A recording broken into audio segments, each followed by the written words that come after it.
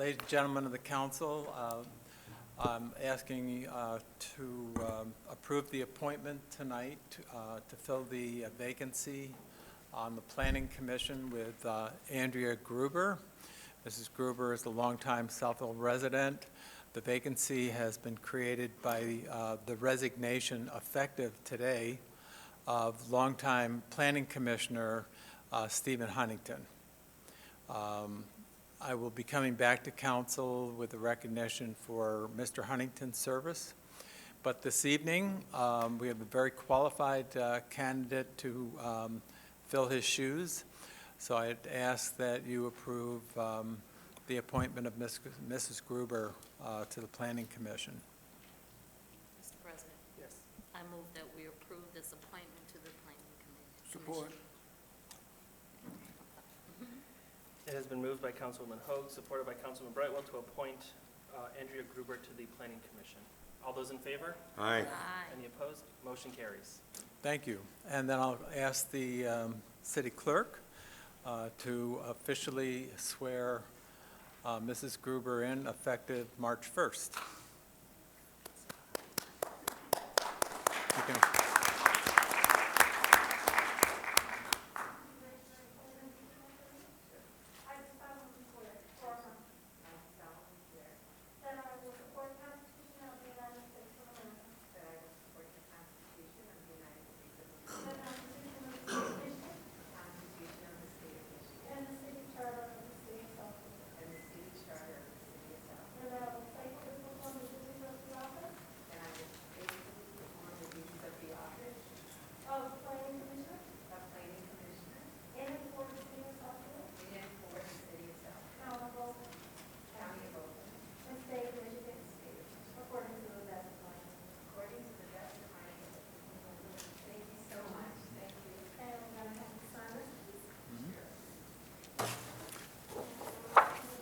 Sorry, I didn't. just left mine on the... Sorry. In preparation for this appointment, Mrs. Gruber has been attending Planning Commission meetings. So she's fully aware of what she's getting herself into. And she's looking forward to the role as Planning Commissioner. So thank you, Council. Thank you very Thank much. you. Thank you. Congratulations. Thank you. You're going to have her walk around?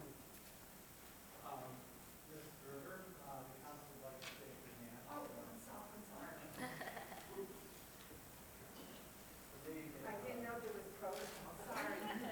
Like with the Queen. Thank you so much. Thank you so much. Thank you. Thank you very much. Thanks.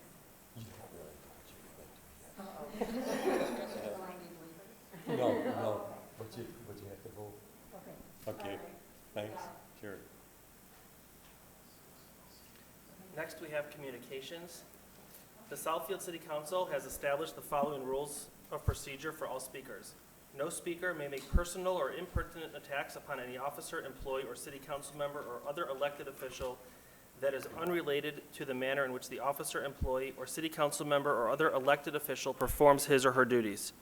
No person shall use abusive or threatening language towards any individual when addressing the city council. Any person who violates this section shall be directed by the presiding officer to be orderly and silent. If a person addressing the council refuses to become silent when so directed, such person may be deemed by the presiding officer to have committed a breach of the peace by disrupting and impeding the orderly conduct of the public meeting of the city council, and may be ordered by the presiding officer to leave the meeting. If the person refuses to leave as directed, the presiding officer may direct any law enforcement officer who is present to escort the violator from the meeting. Each person will have 3 minutes. First, we have Barbara Tinsley.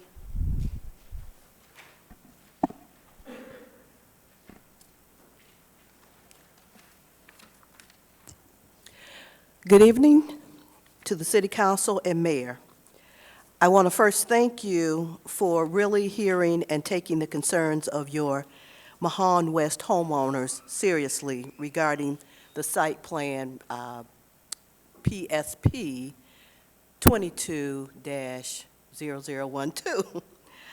Please know that we are not asking for improvements from the petitioner. we are asking that you, the City Council, deny the site plan. I thank the council for asking some really critical questions at the last council meeting. The responses from the petitioner only heightened my concerns even more with this site plan. Councilman Frazier's assessment of the structure, that it looks like a barn, and Councilman Brightwell's uncertainty that this site plan is viable in the startup funding and at least maybe 5 years forward, should be an eye-opener. Councilwoman Taylor, who is not here, and Councilman Mandelbaum, I would like you not to be split on this plan. I, too, have a 15-year-old granddaughter that went through gymnastics, and I was a driver, so I completely understand. I am not split. This is where I live, and this is our community. Councilman Frazier asked some important questions, and one was that he wondered if we were striving for the Southfield standard. I would say no. The Planning Department and Committee is not, at least not in my 9-mile Lassa Road area. The planner pretty much said that our area already has an eclectic, to me that means hodgepodge, of building structures, and that we are not under the master plan policy. So in other words, the Planning Department is willing to allow a cheap metal structure, poorly designed and insufficiently funded business in our 9-mile Lassa Road area. This is not striving for the Southfield standard. Council, the homeowners of Mahon is asking that you see the writing on the wall and control what happens on this particular Southfield site. Control what is imposed upon your constituents and deny the site plan. We are depending on you. And finally, Councilwoman Hogue, thank you for speaking up for our integrity at the last meeting. We appreciate it. Thank you.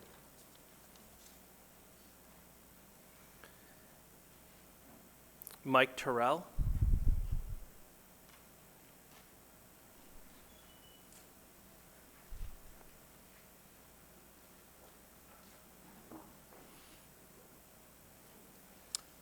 Council President Mandelbaum and Mayor Seibert, as a member of the Southfield community for some time, former teacher in Southfield Public Schools, and one who taught architecture in the Southfield Engineering Academy for some years. I'm concerned that we take every opportunity to do anything that will enhance opportunities for our young people. And it seems at this point in time, for different reasons, that opportunity isn't being approached, in my opinion, as it should be. I would like to think that if there is an objection to the appearance of the structure and its design, that is something that could be, and I say this without speaking with anyone, just from my own heart, something that should be able to be negotiated, discussed, in such a way that any project that will enhance, say, the skill level of a child, support something in the building on a parcel of property that sits vacant, where something can be done that will enhance it and hopefully bring greater aesthetics to the neighborhood as well and blend in. But these are things that, instead of just completely rejecting something, that in most cases where I, as a contractor, which I am, as well as someone who taught architecture, even though I'm not a licensed architect, but I taught it for a number of years, worked with U of M, U of D, Lawrence Tech for that matter, in projects. We need to, wherever possible, especially when it comes to our young people, to move any project forward that will enhance their time, skill, abilities at any level. But a gym, when you look at the the status of many of our young people nowadays, the level of inactivity, which causes hurt, harm, and danger as they get involved in other things, I think this is a plus. And here again, that is my humble opinion as a resident, a longtime resident of Southfield, and I hope that will be considered as you make your decisions moving forward. Thank you. Thank you. Mike Connolly?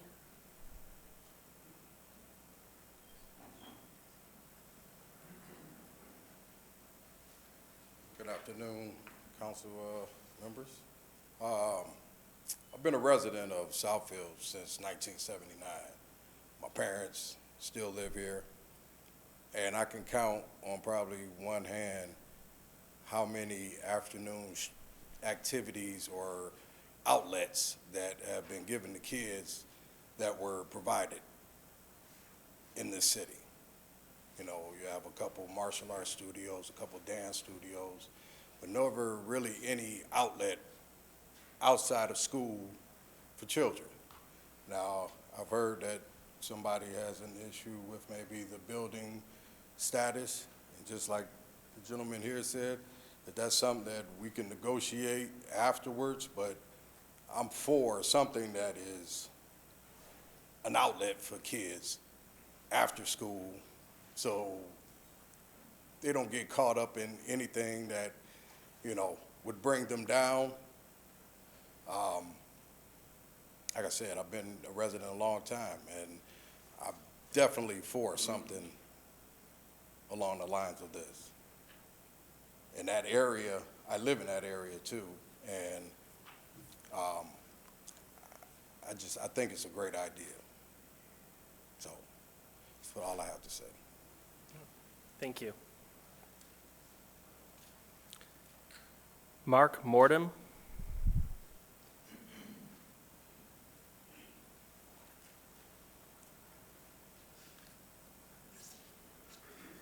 Good afternoon.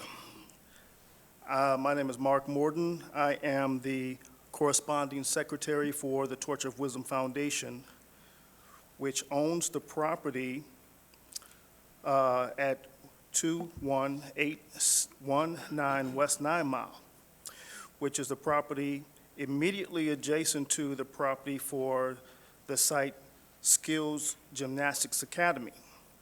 Our property is subject to an easement agreement executed in August of 1975.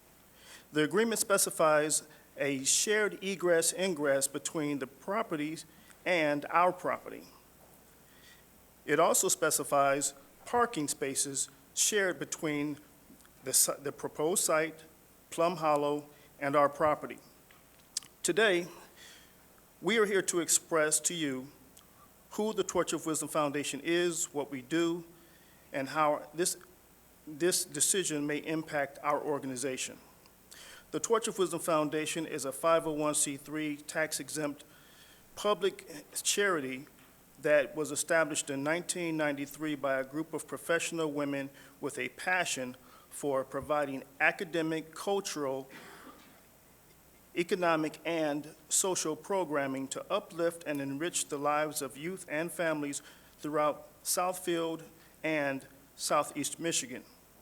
Our tagline, Changing Tomorrow Today, articulates our mission to invest in people today for positive influence and long-term impact of growth for our community into the future. This is accomplished by focusing on three primary areas: community enrichment, cultural arts, and scholarships. We often collaborate with other community organizations and corporations that support our mission to amplify our impact. This includes awarding grants to organizations that help improve the condition and education of targeted individuals living within Southfield and throughout southeastern Michigan. Each program and grant addresses value-added objectives to find substantial solutions that increase opportunities and increase boundless possibilities, changing tomorrow today. Each year, the Torch of Wisdom awards tens of thousands of grants and scholarships to deserving individuals and organizations. At this very moment, the Torch of Wisdom, our facility, is hosting a small business funding panel discussion that's sponsored by Fifth Third Bank. Your time is up. Thank you. Thank you. Felicia Hunter.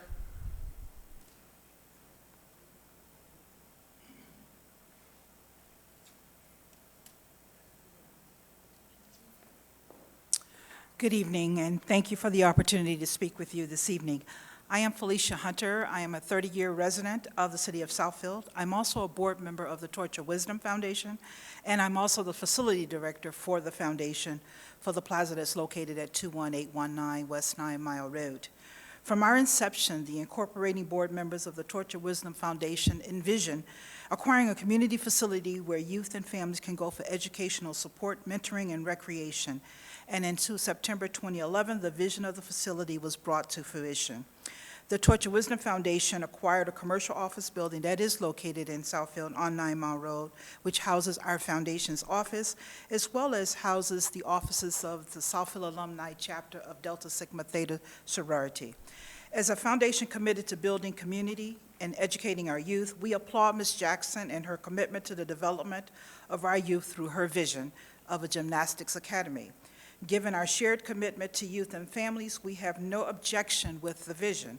However, we share concerns expressed by many of the residents regarding the planned building's aesthetics, as well as whether it could potentially diminish our property values due to the lack of cohesiveness with existing architecture.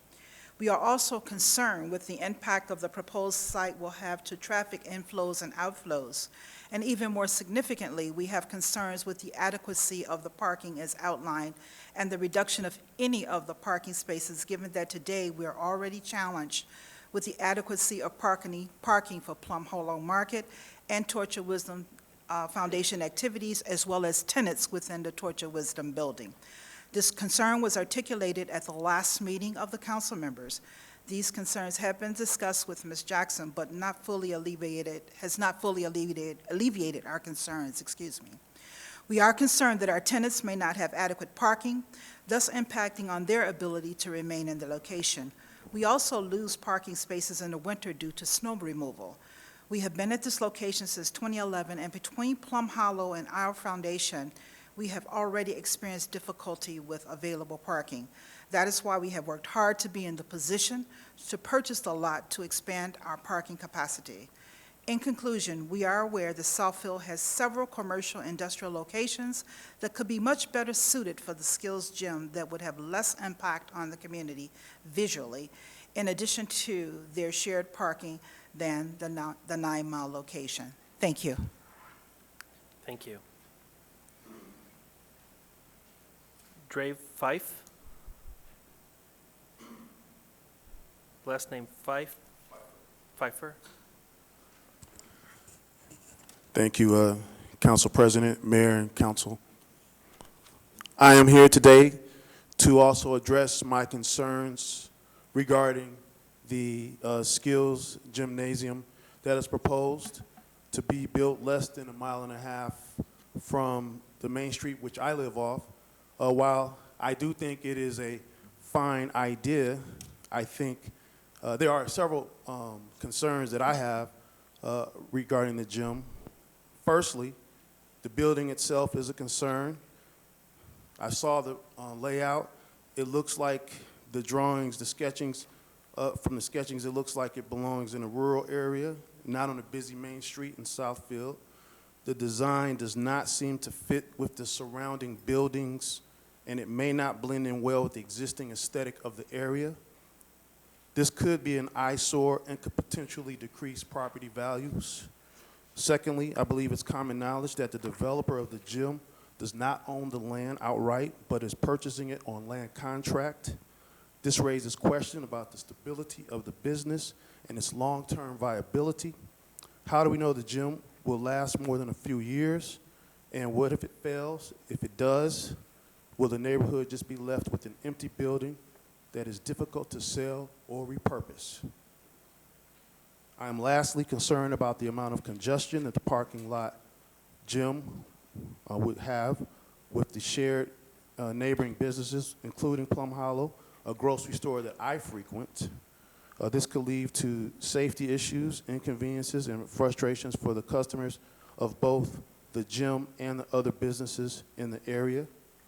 Incidentally, I am also a board member of the Torch of Wisdom, which is located next door, and this could potentially hamper our operations and could create additional concerns for our staff and visitors. While I support the idea of having a fitness and training option in our community, to me, this particular location is not the proper location. This project is a classic case of putting the cart before the horse, in that the person, the buyer, the developer, does not own the land and is attempting to place a property on the land which they do not own. I would urge the City Council to strongly consider not allowing this development to occur on this particular space. Thank you. Thank you. Asim Underwood.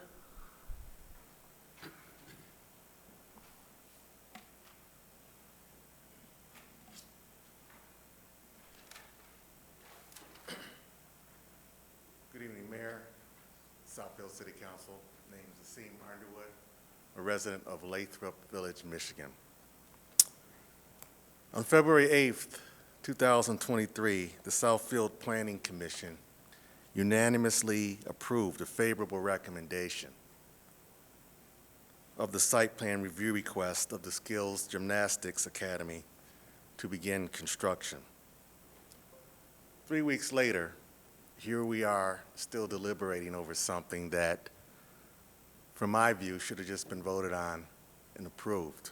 But we had some pushback from some folks, which seemed to be all sourced back to some sort of fear of something new. I think this is a great concept, and I think we should vote it through. The Skills Gymnastics Academy is a new type of business to Southfield. I don't think there's another business quite like it in the area. It's not a car wash, it's not a liquor store, a restaurant like everyone is comfortable with. No, it's a small gymnastics building with a lot of potential. There are a few benefits to the Skills Gymnastics Academy that the Southfield residents can benefit from. The Gymnastics Academy will be located in an area that is very accessible to the Southfield residents and will not require young girls and boys, especially those of African American descent, to travel long distances to participate and learn gymnastics. These young people will be exposed to a skill that they may have seemingly overlooked. Secondly, it has a small footprint, allowing those young folks to get individualized attention they need to succeed, unlike many of these other bigger gymnastic academies. It will help to beautify the neighborhood. This plot of land, which is owned by Kelly, will be built on what was an abandoned land for over 20 years since the prior establishment was burnt down.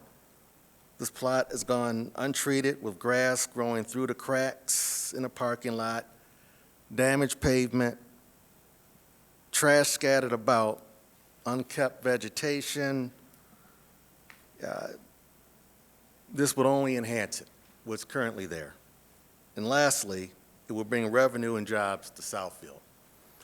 So I ask you today not to vote in fear of the unknown and the status quo, but to vote in power and confidence of what is yet to come. Can you please do that for Southfield? Thank you. Thank you. Rod Dunlap.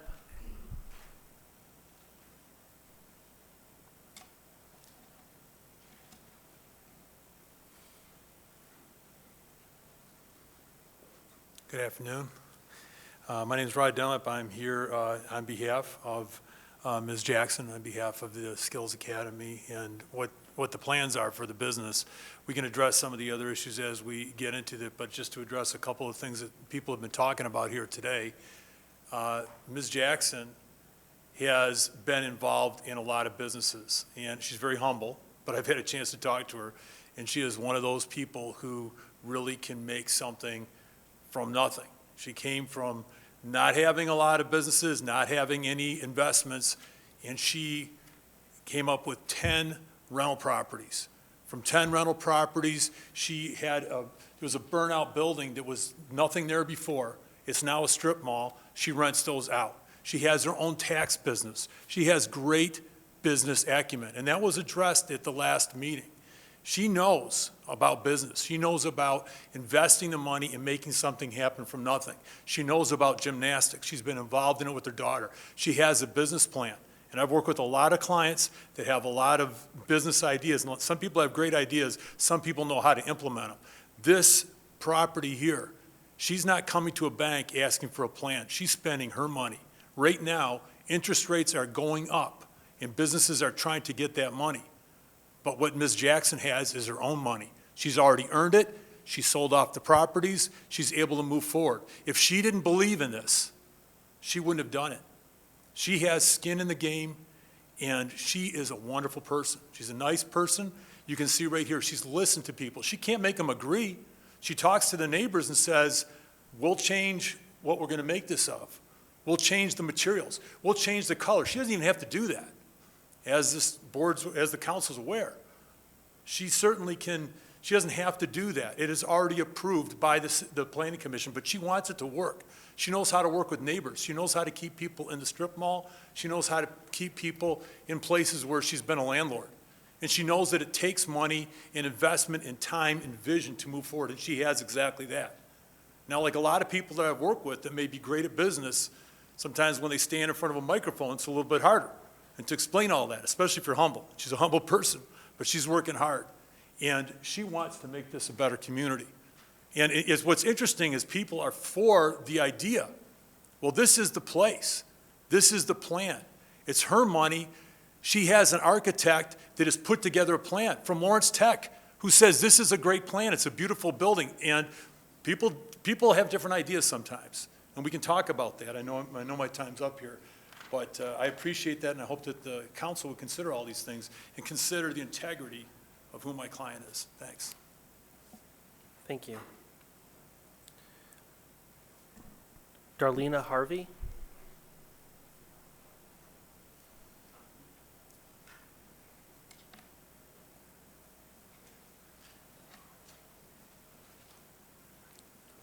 Good afternoon, Council, Mayor.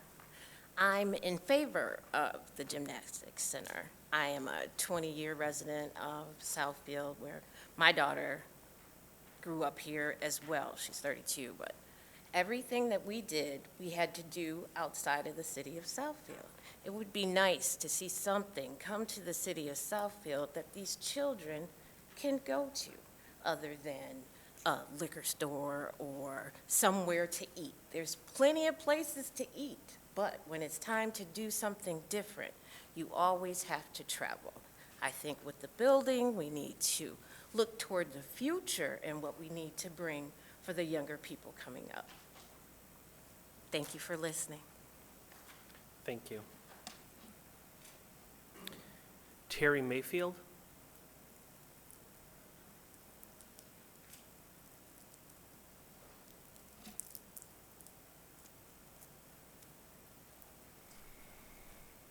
Good evening, Mayor, City Council. I also support this gym. I think it would be wonderful for young ladies here in the Southfield area to be able, we might get more young people involved so they're not out in the street. On TikTok, Facebook, they have something constructive to do. As far as parking, they're saying they're losing parking, but they explained that a lot of the parents will drop their student off and come back. Probably no more than 10 cars if they do stay.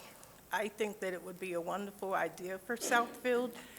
I've heard that she's willing to make adjustments to the building, and I just think that it's something that might bring more pride to Southfield. Thank you. Thank you.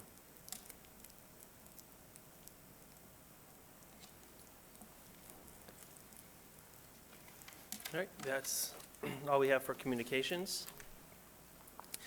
Next, we have, She said, just come to the table, like, asked her to speak, she said you had the list, so. sure, if you can just give us your name. and then- Joseph Person, but before I speak, I want y'all to see this so you can follow along. Okay, well, just making sure, I got you.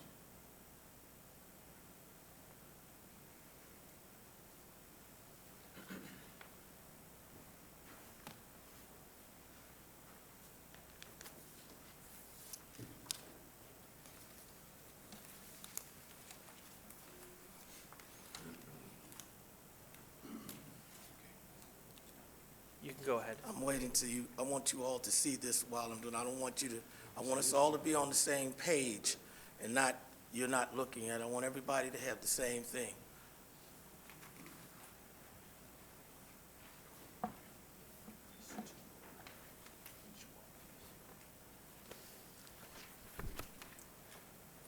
You can start with the receipt first, which, you know, the receipt that I'm giving you, and then the other ones are the information.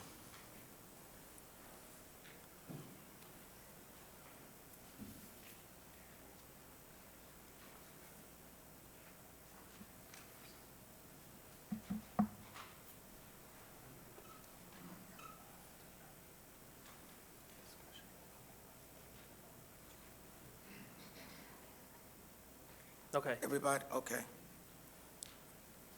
and I'm watching the clock as well to give you your full 3 minutes. Okay, that's fine.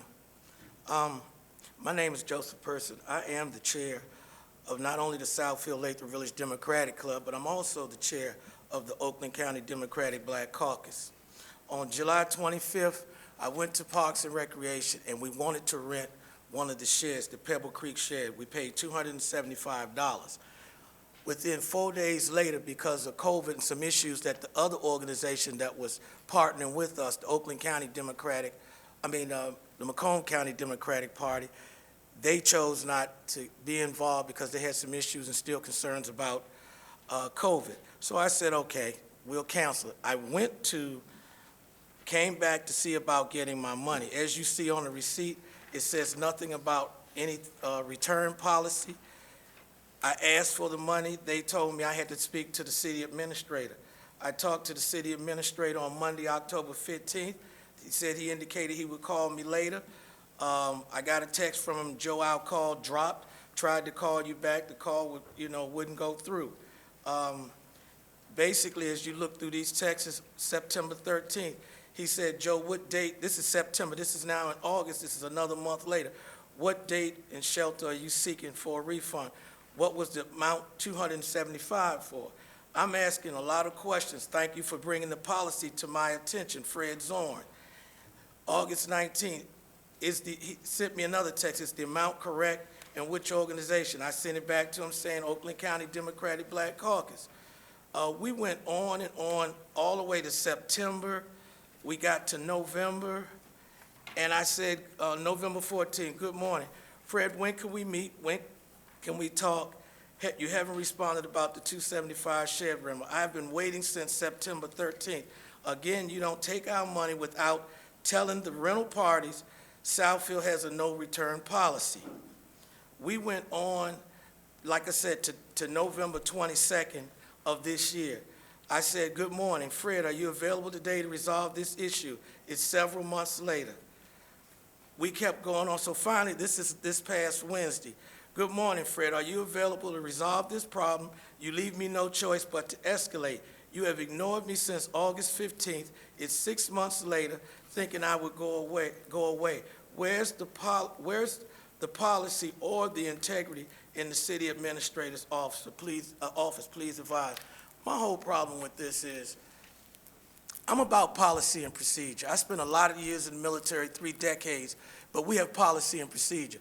I would have been fine not getting the money back if you gave this to me the day that I went there and you handed me this document and said, okay, Mr. Person, you can get the shed, but there's no refund policy. If you tell me that at the beginning, let me make the choice. I wasn't given a choice, and then Your time is all up. it's been is that you keep avoiding and ignoring me. This is not going to be the end of this. Thank you. I do know that we do have someone, our Parks and Rec Director is in the back. I'm sure she'll be happy to talk with you if you'd like. 6 months later. You're bringing it to our attention now, and we can have I our brought it- Parks and Rec Director Okay, that's fine. talk with you. That's fine. Okay. Next, we have presentations. We have our City Assessor.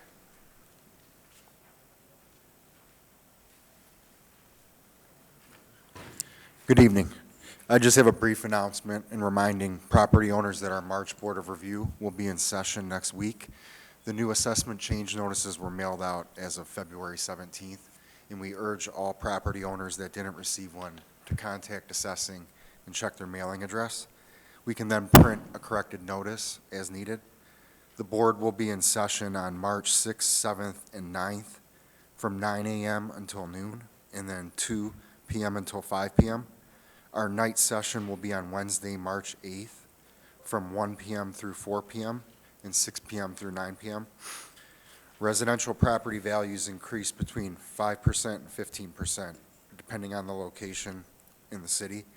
So increases will generally be within that range for homeowners. Can you hear me good? Mm-hmm. Yeah. I couldn't tell whether you said increased or decreased. Increase. Yeah, between 5 and 15%. So homeowners should expect that they'll be between that range. If a homeowner would like to appeal their value, they should come to the assessor's office at City Hall and schedule an appointment before the board. A write-in appeal can also be filed if you cannot attend the board in person. The assessor's phone number is 248-796-5230. Thanks. Could you repeat the dates once again, Yeah. in case people didn't catch them? Sure. The dates are March 6th, 7th, 8th, and 9th. March 6th, 7th, and 9th are between 9 a.m. and noon, and 2 p.m. and 5 p.m. And Wednesday, March 8th, is a night appointment between 1 p.m. and 4 p.m. and 6 p.m. and 9 p.m. And do we know if this is on the city website? It is on the city website. Great. Yeah. Yeah. Thank you. Thanks. You good? Okay. Yep, thank you. All right, next we have 3 sets of minutes. Mr. President, Yes.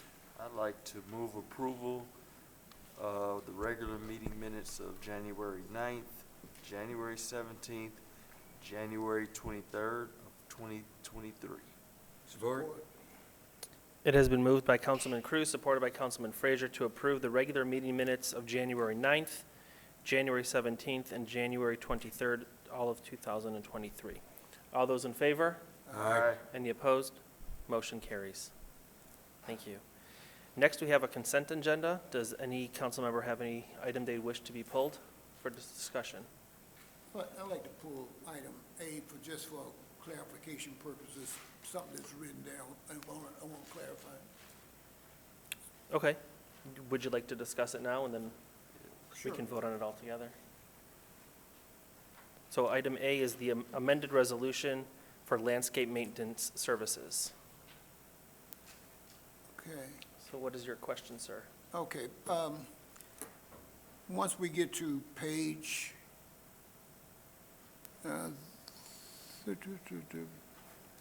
35, there are a couple of items here, be it further resolved, and we have 5 or 6 of those there, but they mention in the year 2021. So I think either this was an oversight, or should that be changed to the current fiscal year as opposed to fiscal year 2021? The amendment is actually recognizing what was in the bid document, that the bid offered by the company was to April 1st of 2024. So instead of the document expiring March 18th of '23, we're requesting and amending it to April 1st of 2024. And it will go into, it's in the current fiscal year, and then it'll be in the fiscal year as approved by council. Right. I got that. I could understand that. But, okay, they're on page 35 of this thing, but this had to be page 2. We have three indications here where they reference fiscal year 2021. I think that is an oversight, and that should probably be 22, 23. It's probably clerical, but it's there. It jumps out at you. It's available in the 2021 Street and Highway Contractual professional account. So it's probably just clerical, but we are a, say, professional organization, so we may well try to be as correct as we possibly can with respect to having.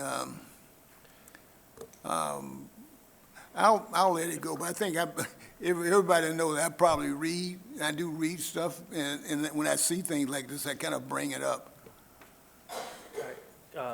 Councilman Hoag? Mr. President, maybe for clarification, is this a multi-year contract that was effective back in 2020?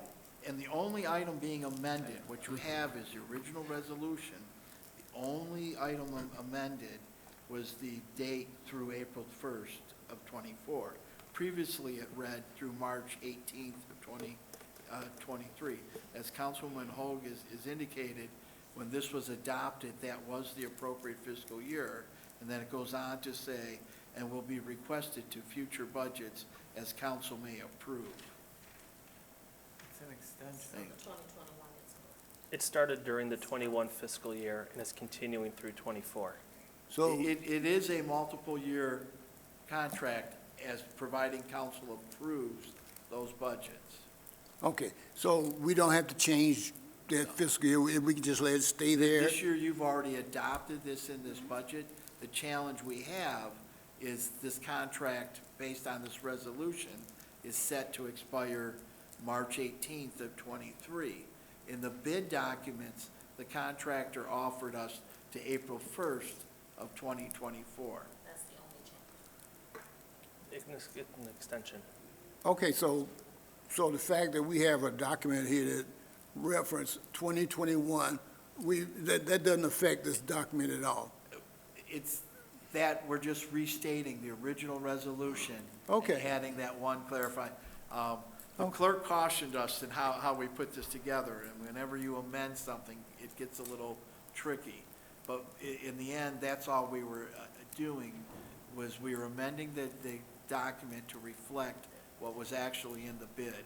Okay, I'm fine. Okay. Okay, I'm good. Okay, so we have, that was consent agenda item A. We have consent agenda item B, water billing, printing, and postage. Item C, authorization to purchase and install a sound system for the Southfield Sports Arena. And item D is a travel expense reimbursement for Councilwoman Taylor for attending the National League of Cities City Summit Conference. Mr. Chair, President, I move that we approve consent agenda items A, B, C, and D. support. It has been moved by Councilman Brightwell, supported by Councilman Cruz, to approve consent agenda items A, B, C, and D. All those in favor? Aye. Any opposed? Motion carries. Thank you. Next, we move on to public hearings and site plans. We have item A is an extension of a site plan approval for the Lasser Road Mikvah. Good evening. This is a simple request for a one-year extension of the previously approved site plan for the proposed Lassa Road Mikvah. The site plan was originally approved by the City Council on August 12th, 2019, would have ran through August 12th of 2020, but due to COVID, there were several mitigating factors that have delayed the project. The applicant is ready to break ground, subject to the one-year extension. As part of their approvals, they will also be seeking a waiver. They've scheduled 4 as well, but if they're granted those, the extension and the waiver, then they can begin construction. And we have Ms. Sherry Levy here available to answer any questions that council may have. Okay. Do you have anything to add, Ms. Levy? I have nothing to add, but I'm looking forward to completing this project and making the city a better place to live. Okay, thank you. Councilman Frazier? Yeah, just a clarification. Is this considered a religious organization? Yes, it is. Non-taxable? Yes, it is. It's Okay. a 501c3. Okay. I just want to be square on it. Thank you. Council, any other questions? Okay. Need a motion to extend? Mr. Chair, Yes. I move that we extend the site plan approval at Lassa Road, Mikvah at 22960 West 11 Mile, PSP 19-006, as presented. It has been moved by Councilman Cruz, supported by it has been moved by Councilman Brightwell, supported by Councilman Cruz, to approve the extension of the site plan for the Lassa Road Mikvah, PSP 19-0006. All those in favor? Aye. Any opposed? Motion carries. Thank you very much, Mr. Mayor and Councilman.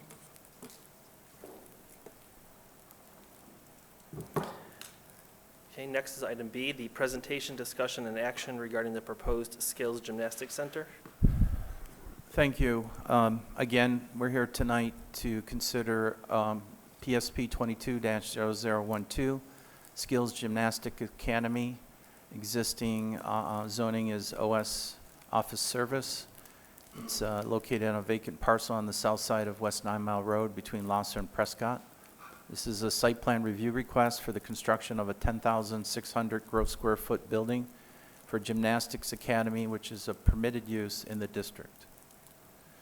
This is existing conditions. I believe we discussed that there was a previous office building of a similar scale located on the site that burnt down 2 decades ago.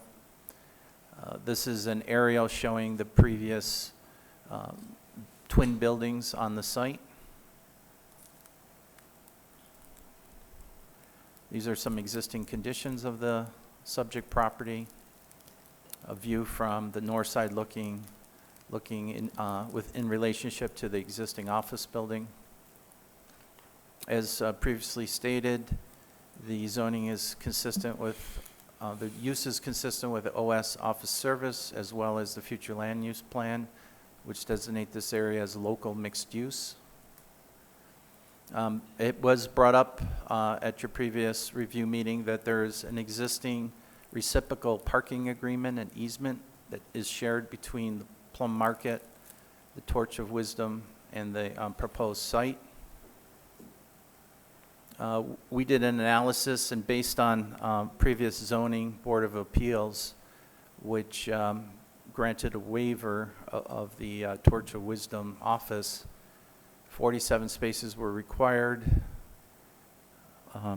Excuse me, I have a little trouble seeing that.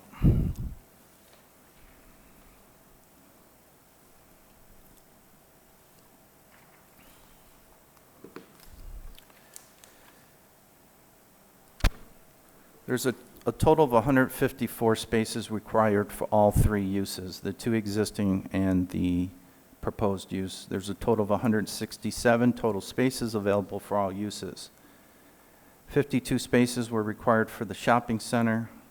47 spaces were required per the ZBA waiver in 2006. And then there's 55 spaces required for the proposed site plan. Based on the available parking spaces, there there is a surplus of parking based on what is required based on the uses. This is a proposed site plan with the proposed floor plan of the building, parking, landscaping, photometrics. And then originally, this was the first elevation that was proposed for the building. The applicant heard some concerns about the color and has provided some alternate color choices for the building. The applicant also heard concerns about the metal siding, the vertical metal siding, and they are proposing now a hardy board, horizontal hardy board around all four sides of the building, as indicated here. Floor plan, it's mostly an open two-story interior floor plan with a mezzanine for seating and viewing. And with that, I'd like to have the applicant and her architect come up, say a few words, and then we'd be happy to answer any questions that the council may have at this time.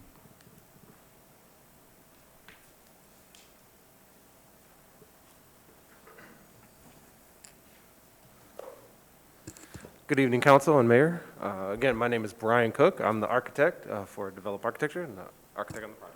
Good evening, I'm Shanisha Jackson. I'm the owner and the business owner. So I would like to reiterate that I grew up in Southfield. I went to Levy, graduated from Southfield High, and went to Lawrence Tech from a bachelor's and a master's. So I'm incredibly excited to bring something to Southfield, and something so unique is why I'm so excited about it. This is something different for the city. This is a special client, so I want to make sure that, you know, I'm doing the best for everybody involved. So to that, we've listened to the comments, and we are presenting some changes in material. We brought like a little sample. So it might be a little hard to see, but the idea is a more wood look material.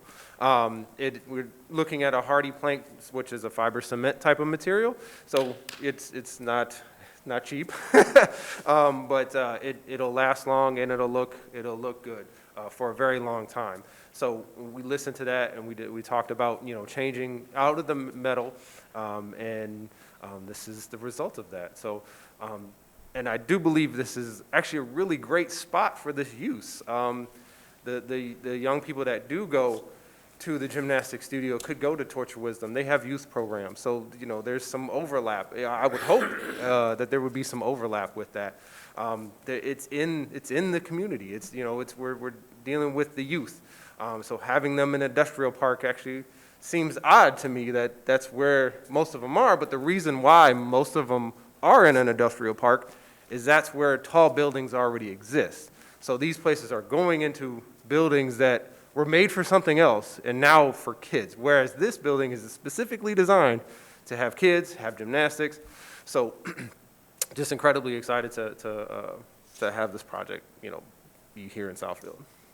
You want to add to that? I would like to add that I am very open to communicate with, especially the business surrounding the land that I purchased. I feel like as a community, no matter what city you're originally from or wherever city you live, when you come together as business, you work together as business. When one business succeeds, they all succeed because you bounce off of each other. I'm bringing in customers that, first of all, gymnastics is not cheap. It's a relatively expensive sport. So you're bringing in parents that's willing to spend money, not only in my business, but other locations, because they're not going to stay there. They're going to go around, they're going to visit the city, and they're going to spend money. So that's one upside. Also, I'm willing to work with the residents. I'm willing to work with the business owners. I'm willing to work with them. I'm not coming in here and trying to put some ugly structure up. I really think that this is a good business plan for this location because we don't have it in this area. We don't have it for kids of our African descent. I'm wanting for my daughter and people like my daughter to be around other gymnasts that look like them, coached by other gymnasts that looks like them, to understand their physical abilities and feel at home. And I felt this was the perfect location because of the majority African American in this city. Now, any questions?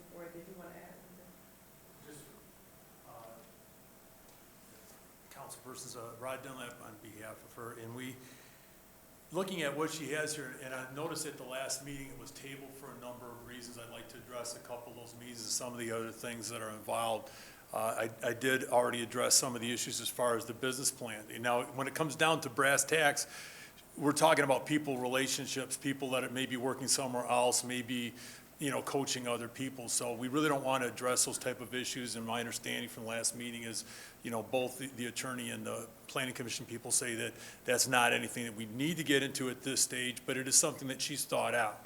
It's something that she's moving forward with as well. And I do think that some of the people in the community are not understanding what a permitted use is. There's a lot of permitted uses in OS2, and she meets them all. She meets all of the requirements. That's what the Planning Commission said. They go through Article 9, and everything's met there. They go through the article as far as regulations, and whether we're talking about side yard, setback, building height, it's all met. All of these things are met. That's why it passed through the Planning Commission.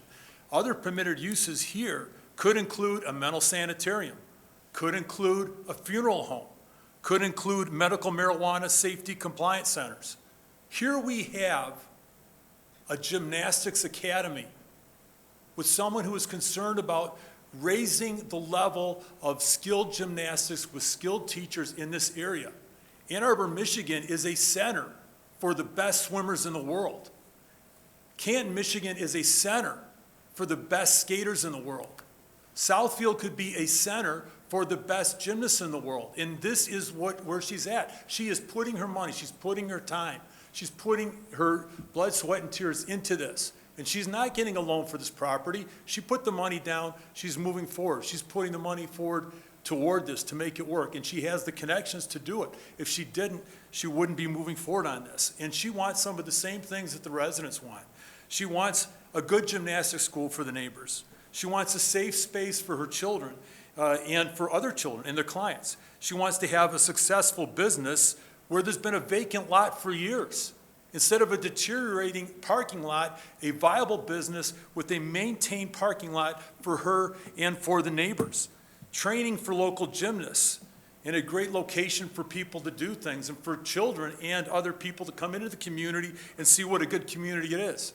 Aesthetically, Mr. Cook has a lot better taste than I do. And I find myself a lot of times I look at something and I say, oh, maybe that's not such a good idea.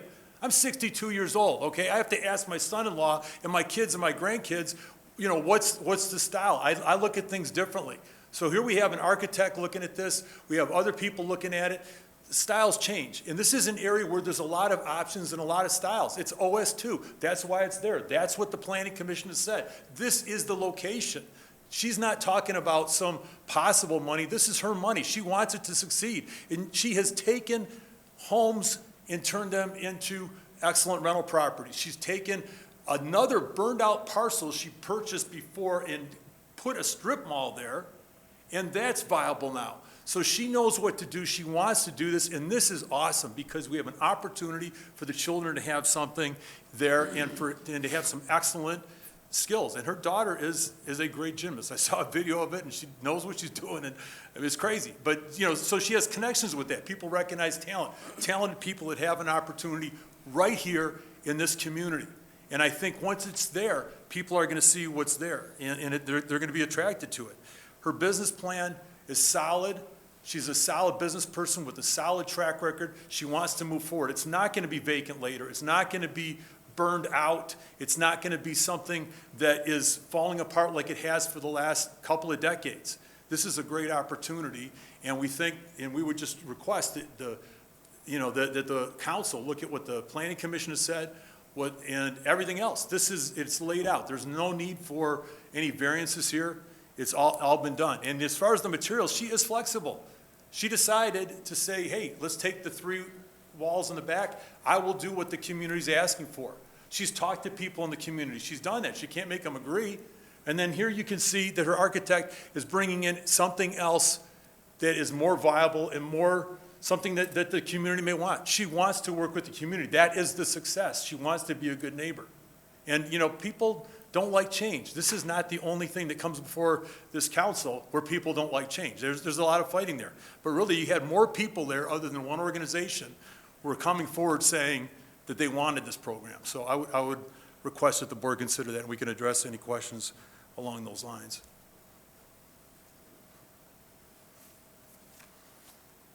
Council have any questions? Councilman Frazier? Yes. I was the one that asked most of the questions last time, and I appreciate the fact that you were willing to change the outside of the building. I think I made myself clear at the last meeting that I was not against the gym being where it's at. That's zoning. Zoning means what goes on inside the building. I'm fine with that. It was what people see when they drive down the street. That looked like a barn. I'm appreciative that she's willing to work to change the outside so that it brings the ambiance of that corner up. And it goes, what I was using was the broken window theory. And, you know, if you have a house in your neighborhood that has a broken window and they don't fix it, pretty soon somebody else gets a broken window and they don't fix it because nothing happened to the first one. And that's keeps going and your neighborhood goes down. This is an opportunity to be the person that puts the shiny part into that corner so that the other businesses there can say, hey, my business looks like it could stand some help. So I'm with you guys. But I want the outside of the building to see, or for people to see that it looks good. Because 99% of the people that go down that street are not going to go inside the building to find out what's inside the building. And so I appreciate the fact that you're willing to put that facade on the outside to make it not look like a barn. So, and the gymnasts can learn just as well inside of a barn as they could inside of a castle.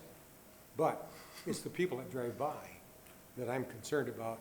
Oh, here goes Southfield putting up a barn, you know, instead of putting something nice up there. So that being said, I'm done with that piece if you're willing to do that.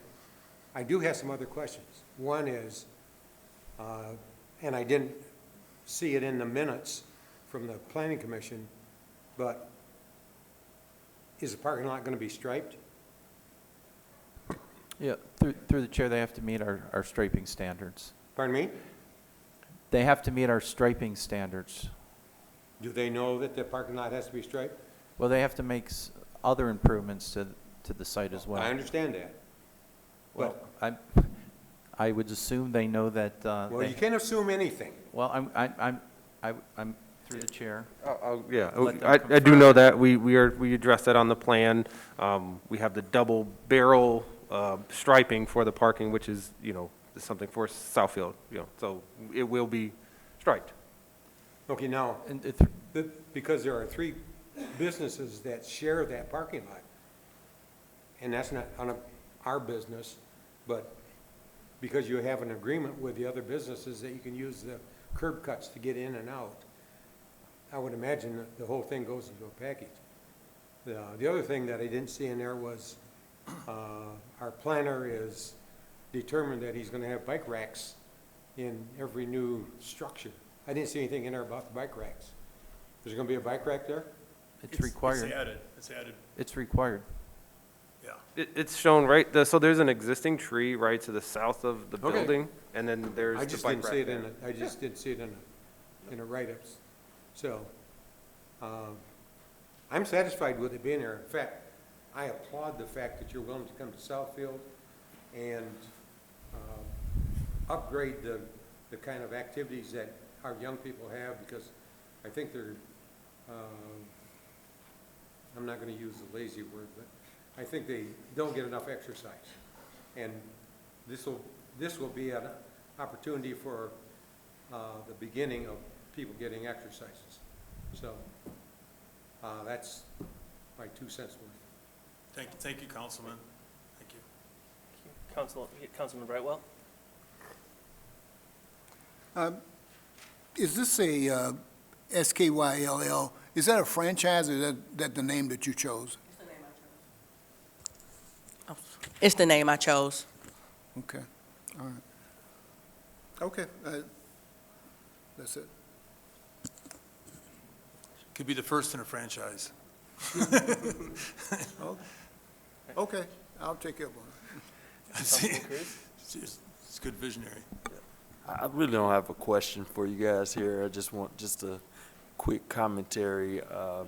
When I saw this coming through, I was really excited about the whole thing. Some people have mentioned it this evening, the fact that we're providing new opportunities for young ladies to, I don't know if males are included, but for youth to gain another skill set that who knows where it'll take them, And so, and hearing some folks talk about the distance and taking kids to gyms all around here, and we're right here in the city. We got a great opportunity. Our architect here, I'm looking at it, I don't think everybody else can see it from there, but it looks much different than what it was before.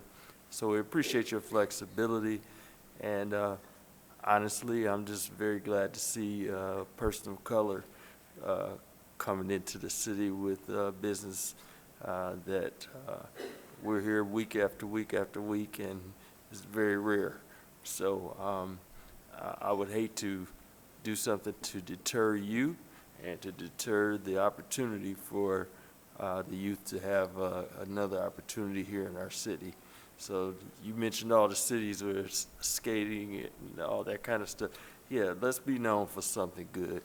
And we're already a great city as far as we're concerned. We're too good to be great. So that's all I had to say, too. Thank you so much. I like to add that you won't make Olympians if you don't try. And I'm not saying that we're definitely going to make Olympians, but we're going to try. And no other state in Michigan is trying. I mean, no other gyms in Michigan is trying. Gotcha. Thank you.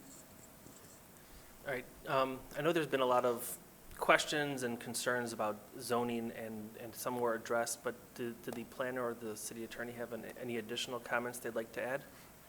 I will summarize that personal service is a permitted use in the OS service district, that no waivers are required, that they meet all our site plan conditions of approval, and that they've been flexible with responding to the color and the materials of the building itself. Okay. All right. Thank you. Thank you, council. Any other questions?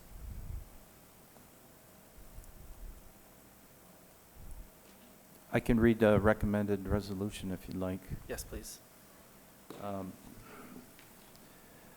Resolve that PSP 22-0012, the site plan review request of Skills Gymnastics Academy to construct a 10,600 gross square foot building for a proposed gymnastics school on property located at 21751 West 9 Mile Road, shall be approved for the following reasons and conditions. The site shall be developed in accordance with sheet AS 102 dated 1/5/2023 by Develop Architecture. The elevation shall be developed in accordance with sheet A201 by Develop Architecture. In lieu of metal siding, the petitioner is proposing a hardy board type material on all four sides along with the proposed brick shown. Subject to the recorded easement agreement for parking and driveway access dated August 2nd, 1975, which includes the subject property and 2 properties to the west, and ZBA case 79-54, granting reciprocal parking over the properties in question, approved July 3rd, 1979. Petitioners to construct their portion of the 8-foot wide shared use pathway along West 9 Mile Road. Landscaping and irrigation shall be installed in accordance with the attached plans and with city standards. The petitioners to provide a sprinkler system for all landscape areas to encourage preservation of plant materials. The petitioners to execute a perpetual maintenance agreement for the landscape and parking areas both on the site and in the right-of-way, which includes maintenance of the stormwater detention system. The petitioners to implement the recommendations made by the Southfield Police Department Crime Prevention Bureau regarding site security. Approval of this site plan and/or building elevations represented herein does not constitute nor guarantee approval for signage. Separate approval and sign permits must be obtained from the building department for any proposed signs, including the proposed graphics. Exterior lighting will be shielded to prevent spillage of glare onto adjacent properties and shall be in accordance with the attached photometric plan. Bike racks shall be installed in accordance with Article 4, Section 5.29, subsection 12.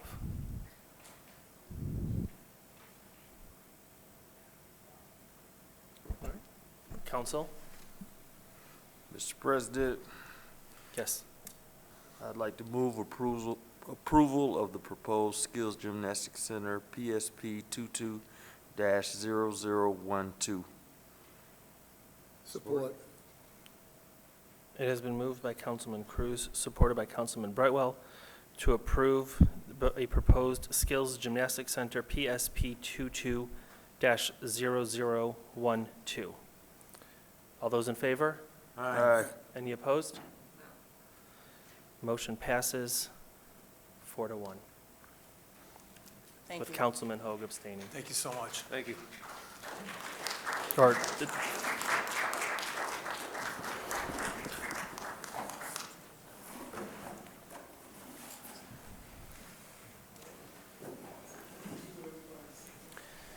right, next we have PCZR 22-0001, a conditional rezoning agreement request of Go One LLC. Would you like me to wait a minute? Yeah, let it, for the noise.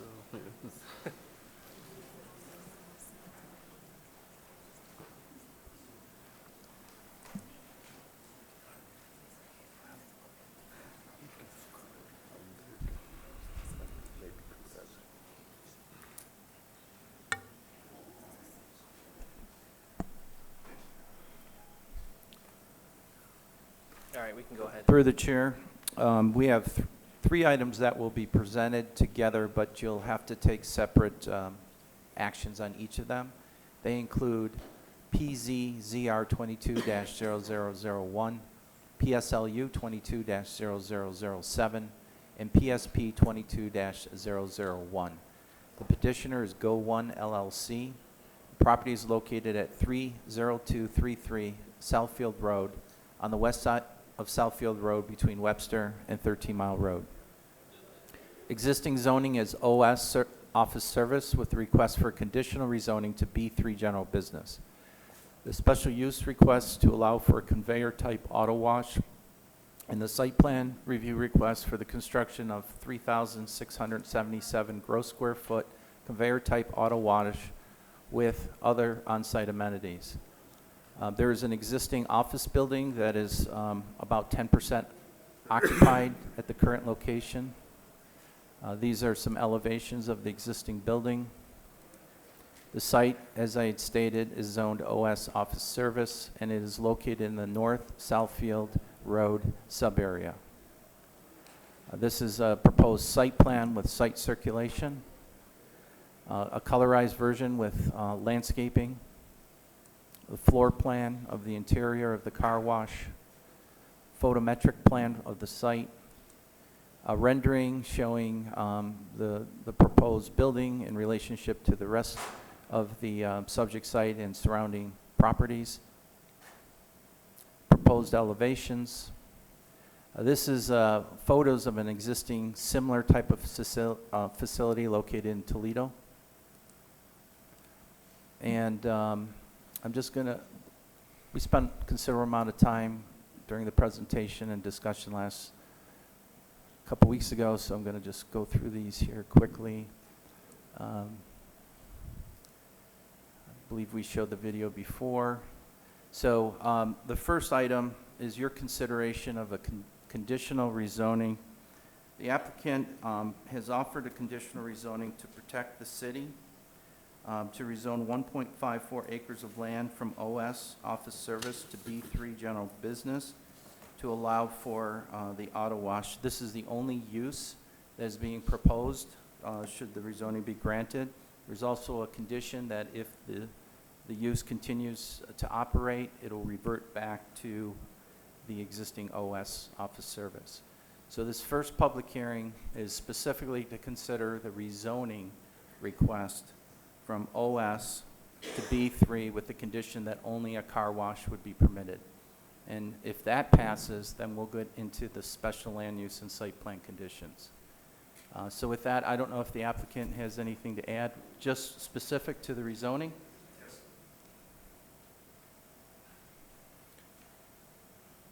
Please give your name and address for the record.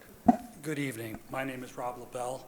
I'm at 380 North Old Woodward Avenue in Birmingham, Michigan. I represent Go One LLC in connection with all three of the proposed approvals we're seeking tonight. With me are Dennis Miller, who is with Clean Express Car Wash, and Reed Lanigan, who is from Stonefield Engineering, our architects and engineers with regard to the proposal we've made. As been noted already, you've seen our whole presentation previously, so I'm just going to give a very, very abbreviated version of the same thing. First thing I'm going to mention, we're seeking, as mentioned, the three particular proposals following a unanimous recommendation from the Planning Commission for the special land use and a site plan. Southfield will be the first site in Michigan for a Clean Express, which is continuing to expand its operations. We're taking an old office building that's largely unoccupied and obsolete and replacing it with a modern, attractive, state-of-the-art, eco-friendly car wash, and one which will be competitive in the area and will provide services that are needed in the area. Through the chair, if you wouldn't mind, this is specific to just considering rezoning to a car wash. Okay. You will have an opportunity under the special land use and site plan to make additional comments. Okay. With regard to the conditional rezoning, the proposed B3 designation is far more consistent with their surrounding area and along North Southfield Road. It's also far more consistent with the 2026 master plan than the current office designation. We meet all of the proposals for a conditional rezone, the requirements, including the expected benefits of this more productive and consistent use will far exceed any burdens and be a positive benefit to the public interest of fair competition, important services to the public, and community involvement. With that, if there's any additional questions that you may have, we'll be happy to answer them at this time. I have, this is perhaps through the planner. So you're, if I understand this correctly, we can conditionally, temporarily rezone this to B3, and if they happen to go out of business, they would go back to OS office? So through the chair, the only question is it's not temporary. It is rezoning from OS to B3, but it's a conditional rezoning, and the conditions offered by the applicant is to only have it as a car wash with a reverter in the agreement that if it ceases to exist, it will revert back to OS. So, I mean, you could use the term temporary, but it will, should you approve it, would be a conditional B3 zoning only allowing one particular use in the B3 categories. Okay. And then it has the protection for the city that should that business cease to exist or operate as a car wash, then it would revert back to OS. Okay. And this is, if I could, this is different than a straight rezoning where if you considered a B3, all of the eligible principal uses as well as the potential for special land uses would be in play. Okay, that's what I was trying to get at. Down the road, you know, worst-case scenario, can we be held over a barrel and, as I said, say, oh, you gave this guy B3, so why can't I have it or something like Well, that? again, each case, we look at the future land use plan, as well as a number of conditions. When we decide, we look at all the potential uses whenever we consider a rezoning. But in some cases, we do recommend a conditional zoning. The applicant was willing to offer that without a negotiation.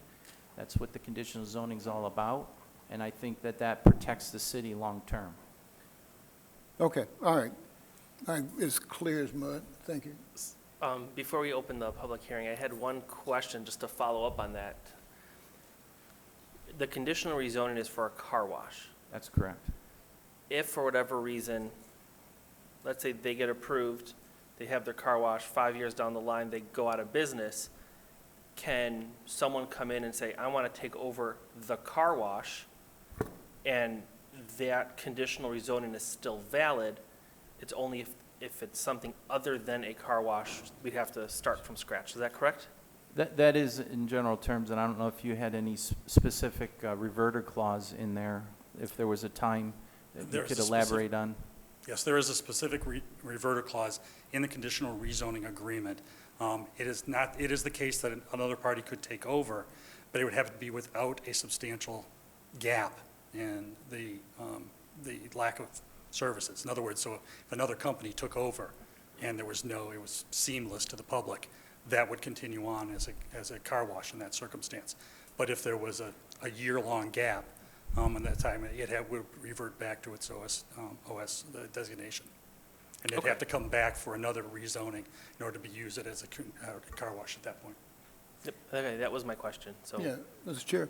Yes. If I may, is there something specific? Because what I heard was the gap might be 12 months, but is 6 months acceptable? 3 months acceptable?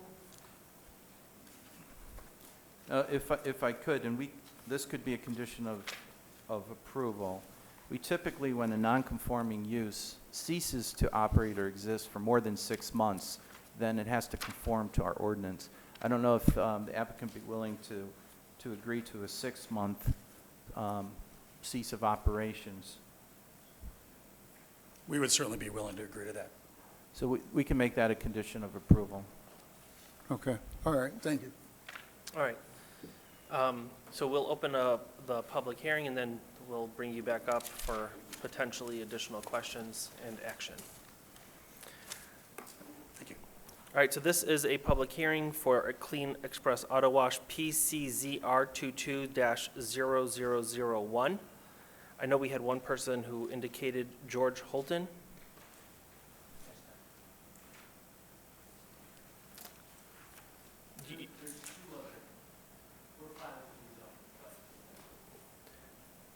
Okay. Anybody else wish to come forward?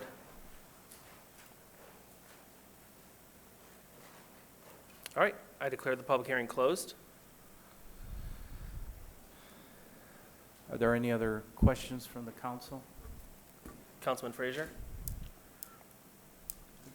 Supposing that the car wash is built and it's successful for a number of years, and then it's superseded by other car washes that do a better job, so it goes out of business.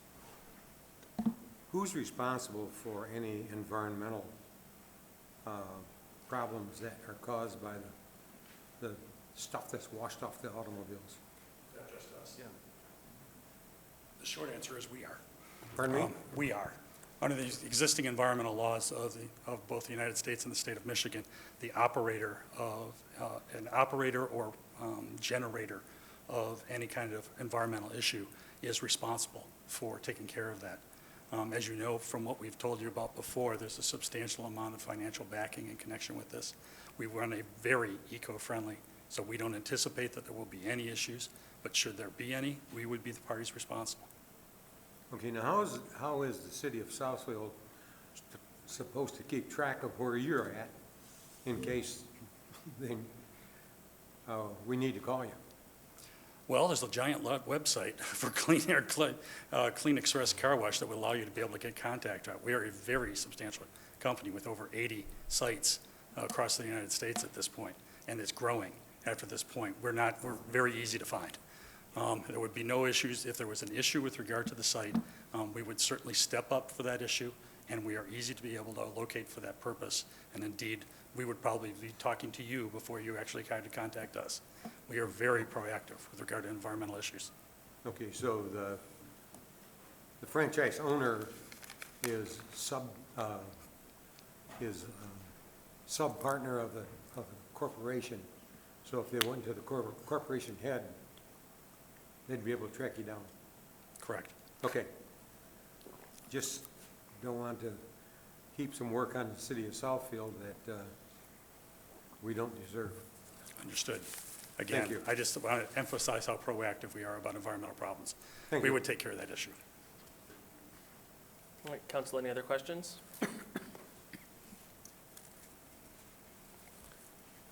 Okay. Mr. President, Yes. I move that we approve the conditional rezoning agreement request of Goal One LLC to conditionally rezone 1.54 acres of land from OS Office Service to B3 General Business with the 6-month gap requirement for PC ZR 22-0001. Support. It has been moved by Councilwoman Hoag, supported by Councilman Frazier, to approve PCZR 22-0001, the conditional rezoning agreement of Go One LLC, with the condition of a 6-month gap in the contract. Through the chair? Yes. Unless you ask me to specifically read, we always provide a recommended resolution. Yes. So item 4 is the conditional rezoning agreement is subject to review and approval by the city attorney, and your extra condition will be added in, subject to her review. Perfect. All right. All those in favor? Aye. Any opposed? Motion carries. Thank you. Our next, Do we need to introduce this ordinance? Yes. our next item is to introduce ordinance number 1766. Mr. President, I'd like to introduce ordinance 1766. Support. It has been moved by Councilman Cruz, supported by Councilman Frazier, to introduce ordinance number 1766. All those in favor? Aye. Any opposed? Motion carries. Next, we have the special use request of Go One LLC. Yes, our next item is PSLU 22-0007, special use request of Go One LLC to allow for the Clean Express Auto Wash on property located at 30233 Southfield Road.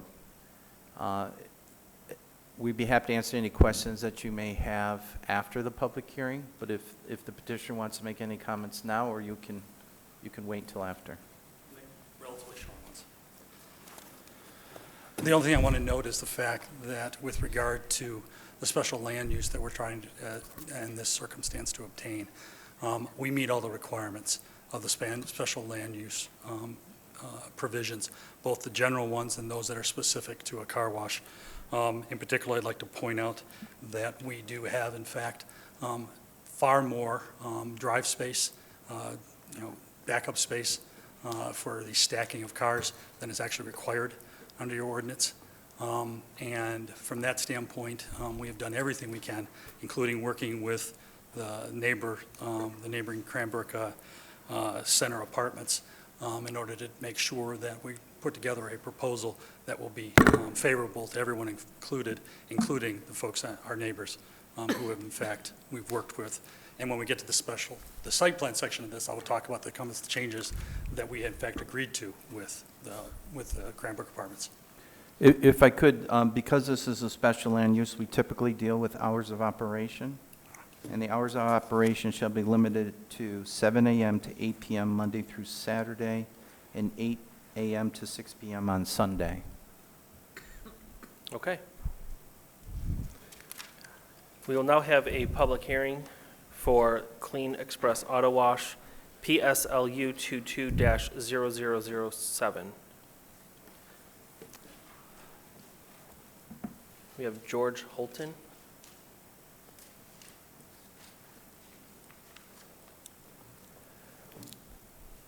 Thank you. George Holton of Riley Safer Homes in Kinsella, 121 West Washington Street in Ann Arbor, Michigan, representing the owners of Jack's Car Wash. I've previously provided a letter to the council, and I've spoken on this before, both here and with the Planning Commission. But there are objective shortcomings with this proposed special use that violate the zoning ordinance. The letter that I provided makes clear the specifics, but I'll touch on them again. First, the side setback at 5.169 2B8, the distance from the egress point of the car wash to the street at B9, along with the requirement that it exit directly onto a major thoroughfare found at the same spot. It's important to note North Drive is in fact a street. It doesn't matter if it's a private street or a public street. It doesn't matter if it's called drive, parkway, street, court, whatever it is. It is still a street. And because of that, there are requirements related to setbacks and exiting to a major thoroughfare. The site plan itself shows that the applicant agrees that North Drive is a street. That's why it has the 15-foot side yard setback requirement. You don't need that if North Drive isn't a street. For the same reason, there were discussions about the corner clearance in the back southwest corner. You don't need to have that discussion if North Drive isn't a street. You can't have a corner if you don't have a street. So I want to touch first on the fact that they seem to agree about that. Now, there's been an argument that, again, North Drive isn't a street because it's called drive. This ordinance itself includes drive as a list of permitted street endings: drive, court, parkway, street. The other argument's been that, well, it's just a long driveway. The problem with that is that North Drive has an address. Cranbrook Center Apartments have an address of North Drive. You can't have an address if you don't have a street to be on. That's why the Balmoral Apartments have a Southfield Road address. They have the same wraparound driveway, Southfield Road address. Corner Place Apartments, wraparound driveway, Southfield address. Cranbrook Center Apartments, wraparound street, as noted by the fact that the apartments have an address of North Drive. Objectively, under the ordinance, this can't be approved. It has failed to meet 3 separate site plan requirements. It doesn't exit the Southfield Road, it fails the setback, and it fails to have a long enough egress. Happy to answer any questions you have at this point.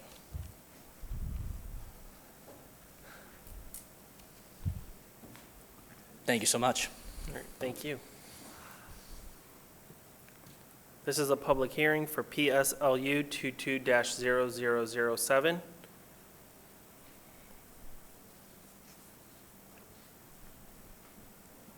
right, seeing no one else coming forward, the public hearing is now closed. Council, any questions? Councilman Hoag? Through the chair, can you address those? Sure.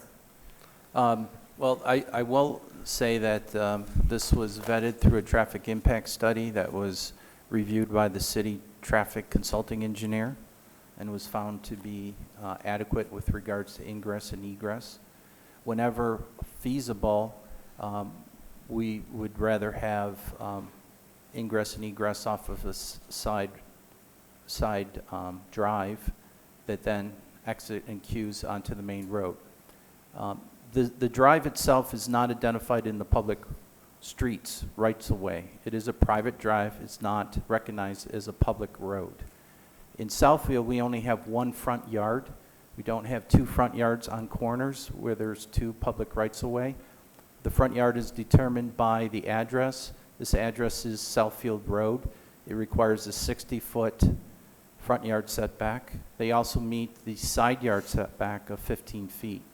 And regardless if there was a drive or a road there, they would only be required to meet the side yard setback because we only have one front yard setback. So with all due respect to the speaker under the public hearing, the sections that really were referenced out of context to the actual site and what our requirements are. So you see no violation of the No. zoning ordinance? Thank you. Councilman Frazier? Yeah, this is just an observation about the setback and the activity that goes on in the car wash. The Jack's Car Wash on Telegraph Road at 12 Mile, cars come out of there. I don't know what the setback is, but cars come out of there and they're still trying to dry them off, and they're parking over the sidewalk. So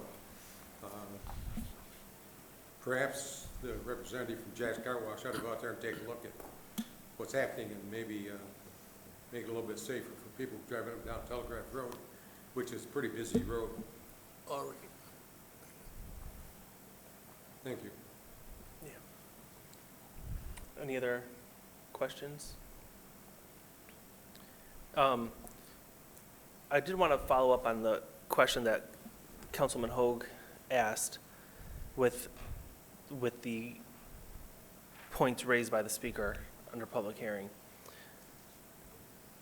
Because it's a Southfield Road address, they're allowed to have an egress and ingress even on North Park Drive. There's no problem with that. Right. This was reviewed by our city engineer and our traffic consultants. A traffic impact study was submitted. And if you recall, this is similar to the situation that was at Culver's, where there was a private drive where access management would prefer consolidating the ingress-egress onto the main road as opposed to separate drives. This is under the jurisdiction of the Road Commission of Oakland County. They also have reviewed this. They could request or require a separate entrance. But all the traffic engineers have felt that the safest way is the way it's being proposed. Okay. Councilman Brightwell? Mr. Chair, I think the gentleman from JAG, he's been trying to get our attention back there. And the public hearing is over. Oh, We don't allow speakers to. oh, I'm sorry. I thought come maybe back. he wanted to respond to whatever they were talking about. I guess, I give a question to the attorney. If a council member wants someone to come up again, is that allowed? I know it's generally not a practice we have in Southfield. We have to follow our best practices, and if the public hearing is closed officially by the council chairperson, then we should keep it closed. Okay. Do you want to come and talk about some of those questions that were raised, please? I could go further. Mr. Crow has done a very nice job of describing exactly what the situation is here. This is that North Drive that we're talking about here. It's not only not a public road, it's part of the property of which a portion of which we're taking. In other words, that easement that's along there, it may be called North Drive, but it's an easement. It's just an access easement that allows access with regard to the remainder of not only us, but also the entire apartment complex that is behind us. It is a very well-developed easement, but that happens a lot with regard to major developments. You may have interior easements and drives that are created for the purpose of being able to deal with the individual parties within it. And you may have to substantially develop those private easements, but they remain private easements even after you substantially develop them. We have a Southfield Road address, as the Jack's Car Wash attorney in fact noted. The fact that there was an existing Southfield Drive address indicates the fact that it's not considered a road. And the thing that he hasn't focused on is that in the actual ordinance, it says, maintain at 60 feet from the proposed or existing street right-of-way. He's referenced the phrase street several times, but has ignored the phrase right-of-way, which normally in Michigan refers to a public road. right-of-ways are not be able to grant it privately. So I'm just sort of adding on to this. You know, in general, with regard to that and the technicalities of trying to, whether we're a major thoroughfare or whether we're, this is a private drive, or whether this is considered a street, road, drive, or whatever under the ordinance, what is very clear here is that this is the best, safest way to put this together.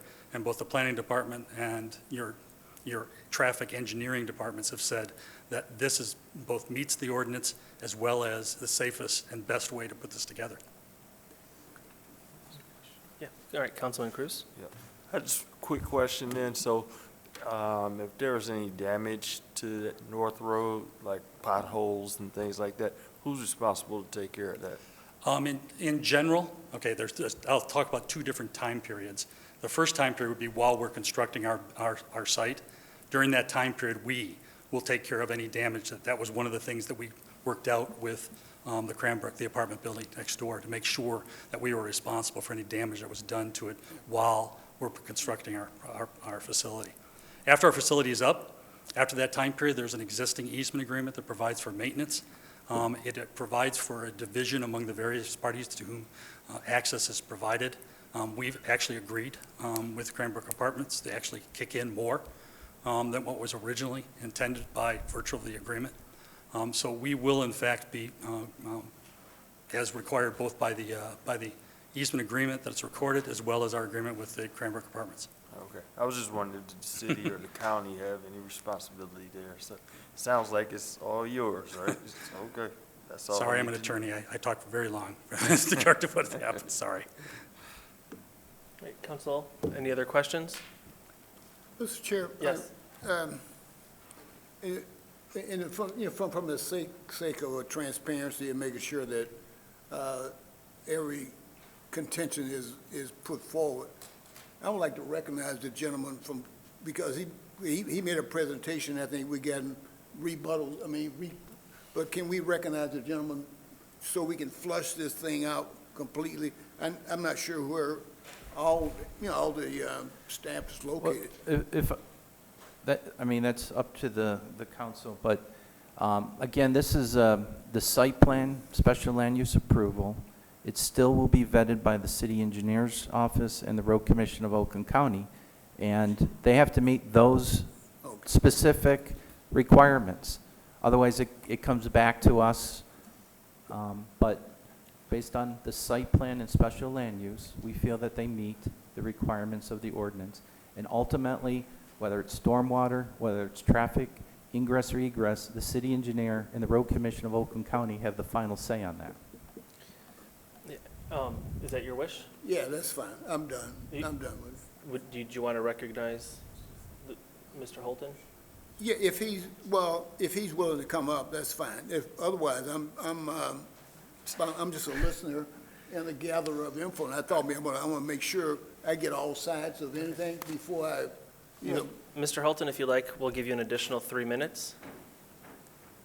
So long as I get an opportunity to rebut in that circumstance, if that's Yes. okay, since the public hearing is. And then I just want to point out a question to the planner. It looks like currently the current building, the entrance and exit is the same area. Is that, they're not making any changes out to? It's approximately the same location. Same location, Maybe okay. the flares or something are slightly different. Correct. And they are, this setback is based on the proposed right-of-way, not the existing right-of-way, so it's actually further than the 60 feet from the current right-of-way. Right, but it's still, the current location does not have an egress to That's right. Southfield Road. Based on what the attorney said, and again, it says ingress and egress points shall be located from the intersection formed by the existing or proposed right-of-way lines, which is ever greater, and shall be directly from a major thoroughfare. That easement grants access to that property and is on a major thoroughfare, and they are part and party to that easement. Okay, thank you. So, Mr. Holton, we will give you additional 3 minutes. Very much appreciated, thank you. Section 5.169, uses permitted subject to special approval. This is a very specific section that governs car washes. It overrules the general zoning section about setbacks and about ingress and egress. What goes in here overrules the general zoning for this district. And in 5.169, they have the requirement that there is at least 60 feet from the proposed or existing street right-of-way, whichever is greater. If you look on this site plan, North Drive, I believe it says 30-foot private right-of-way, concrete. It is a private street. If you go to a private community, you are going to have individual lot owners or a community who have an easement over a roadway. It does not matter if it's an easement. It does not matter if it's a license. It is a private street that they are able to use together and they maintain on their own. You cannot have an address at this apartment complex unless I have been misinformed in previous work I've done, unless it is a private street. That's why Balmoral Place is on a Southfield Road address. It is just a driveway. Cranbrook Center is on North Drive, a private street with a driveway. Going further in 5.169 is the same issue. You have to exit onto a major thoroughfare. I understand the engineer thinks it's safer. They're probably correct. But the ordinance is very clear and specific that it has to exit directly onto a major thoroughfare. If we want to discuss a variance, if we want to discuss amending the ordinance, that's an entirely fine process to go through. But as written and as proposed, this is objectively unable to satisfy the requirements of the ordinance. The measurements aren't there, the setbacks aren't there, the exit point is not there under the specific requirements for a car wash special use. Again, I'm happy to take any questions about this, but the important points again, it's a private road, as evidenced by the address, and the specific car wash sections will govern over the general zoning requirements. Thank you all. Thank you. All right, council, any further questions for the special use request? Okay. Mr. Crode, your recommended resolution?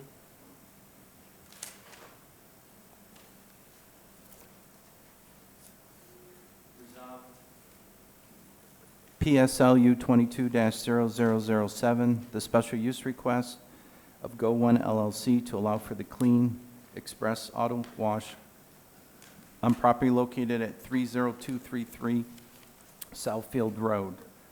Shall be approved for the following reasons. Subject to approval of PCR 20Z 22-001 by the City Council to conditionally rezone the property to B3 general business for the exclusive use of property for conveyor-type auto wash. Hours of operation shall be limited to 7 a.m. to 8 p.m. Monday through Saturday, and 8 a.m. to 6 p.m. on Sunday. The proposed use is of such size and character that it will be in harmony with the appropriate and orderly development of the B3 general business district. The location, size, intensity, and periods of operation of the proposed use is designated to eliminate any possible nuisance likely to emanate therefrom, which might be adverse to occupants of any other nearby permitted uses. The proposed use is in accord with the spirit and purpose of the chapter and not inconsistent with or contrary to objectives sought to be accomplished by this chapter and the principles of sound planning. The proposed use is of such character and the vehicle traffic generated will not have an adverse effect or be detrimental to the surrounding land uses or the adjacent thoroughfares. The proposed use is of such character, intensity, and arranged on the site so as to eliminate any adverse effects resulting from noise, dust, dirt, glare, odor, or fumes. The proposed use or change in use will not be adverse to the promotion of health, safety, and welfare of the community. The proposed use or change in use is designed and operated so as to provide security and safety to the employees and the general public. The petitioner will repair any damage to North Drive as a result of construction traffic. All right, thank you. Council?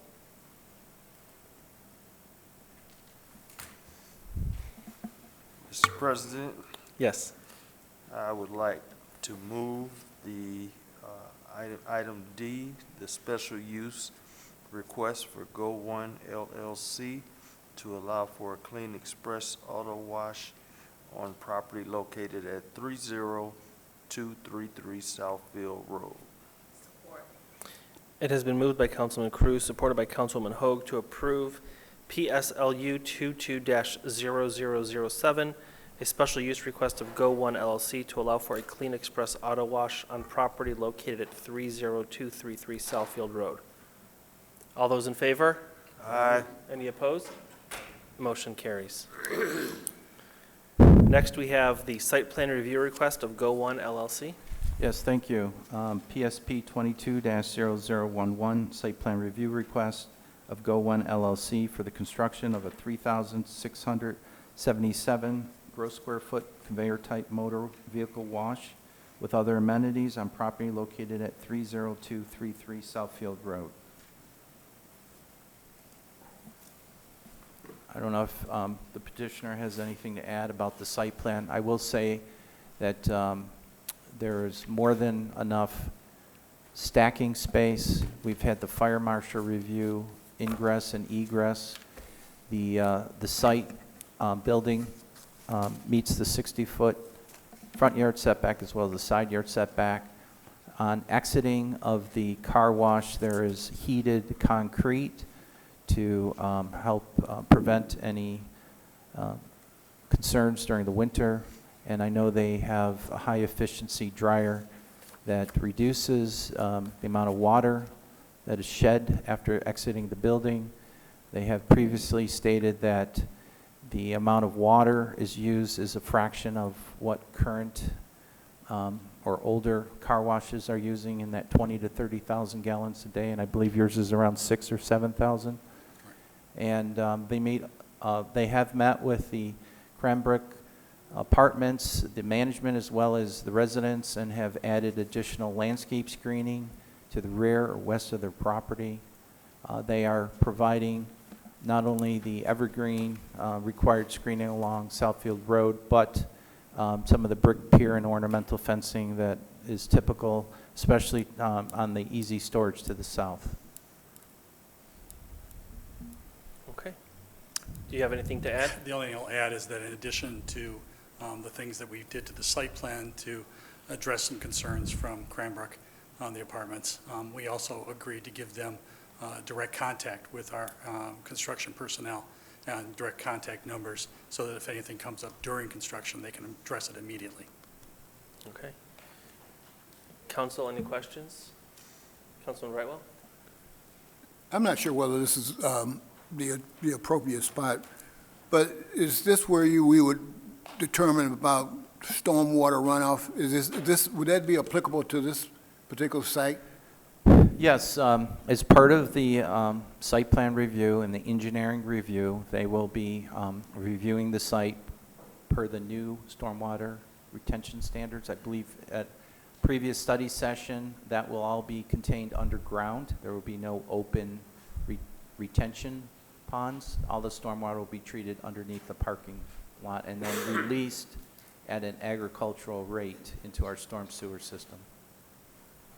So the engineer will make sure the calculations for the stormwater is stored properly, but all of this is being proposed underground as opposed to an open pond. Sure. It's just since I've been on council, and I got indoctrinated in stormwater runoff 8 years ago when I first got on council. So, this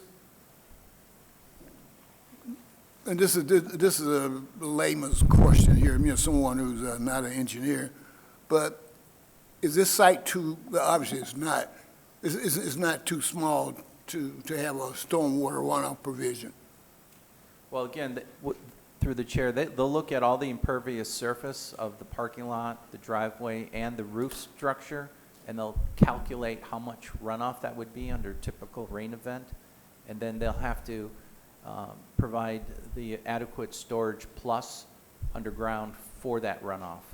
Okay. And you could correct me if I'm wrong, isn't there a new green space being added versus the existing site. If you want to address the councilman's concerns here.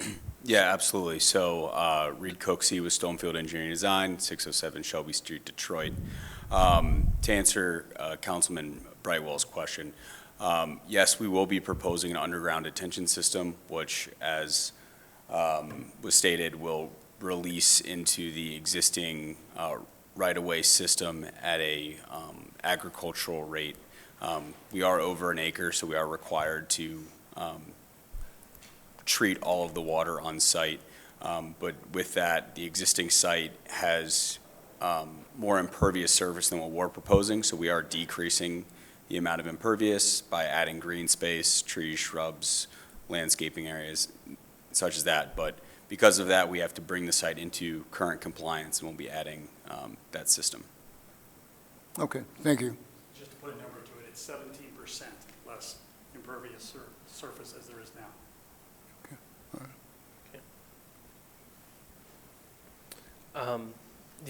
I did have a question regarding the drying and the heated cement or the heated drive exit out of the car wash. How long is that heated pad? Just to get an idea. Yep, so the heated pad goes from the exit all the way to the main drive. It's approximately 40 feet of heated concrete. So enough to, you pull your car out, know where you're going, whether the vacuums or towards the access point, to keep that from being icy and slick. Okay, thank you. Councilman Cruz? Yes, I don't think it has anything to do with this item necessarily, but the project itself. Are there two car opportunities to go through, or is it just one at a time? Just one. There's one tunnel and one conveyor system. Okay, I like tunnel. Okay, that's a good word. You may want to stay there if there's additional questions. Three pay stations, but just one actual tunnel to go through. So. You said before, I believe, that there were going to be 6 employees? It all depends on the day. Maximum of 5 to 6 on those busy days. They'll call and get extra employees on. But I can probably answer a little bit better. We have 6 full-time and 6 part-time employees at this location. Okay, so nobody's drying the cars. Nobody's drying the cars. What are they doing? 6 and 6 doing? There's a lot of things for them to deal with. They can deal with maintenance of the site. They can deal with the individual, the vacuum areas. They also deal with the equipment. There's a lot that's done here with regard to recycling the water, et cetera. So all of that requires monitoring and maintenance. This is a pretty 21st century facility, the result of which is that there's a lot more monitoring and other things that have to be done by employees at the site than perhaps a conventional or, the older model of car wash. But yes, we have 6 full-time, 6 part-time. All right. I hope we can get some Southfield residents over there working with you. And last thing is just in the vacuuming area, will there be some signage about noise, some type of noise ordinance? Because a lot of times people like to pull in there, turn the music up, and while they're vacuuming out, just some signage. I'd like to just suggest that to you. That's it. The intent with regard to the dryers themselves meet the decibel requirements there, so we can certainly advise some of those employees or during their 6 full-time and 6 part-time employees could be doing that kind of monitoring as well. If that is a concern, we can definitely do that. Yep. Thank you. If I could, through the chair, I believe in a previous statement that one employee would be designated for outside for pickup and cleanup. Is that correct? Correct. So they could also monitor noise issues? Certainly could. Okay. Any other questions, council? All right. What is our pleasure? Mr. Chair? Yes. I move that we approve PSP 22-001, site plan review request of Go One LLC as presented. Support. It has been moved by Councilman Brightwell, supported by Councilman Crew, to approve PSP 22-0011, site plan review request of Go One LLC as presented. All those in favor? Aye. Any opposed? Motion carries. Thank you. All right, we have one ordinance to enact. Through the chair, it's ordinance number 1765, council-initiated zoning ordinance text amendment to amend Title 5 zoning and planning, Chapter 45 zoning of the Code of the City of Southfield by adding data processing and computer centers, PZTA 22-0005.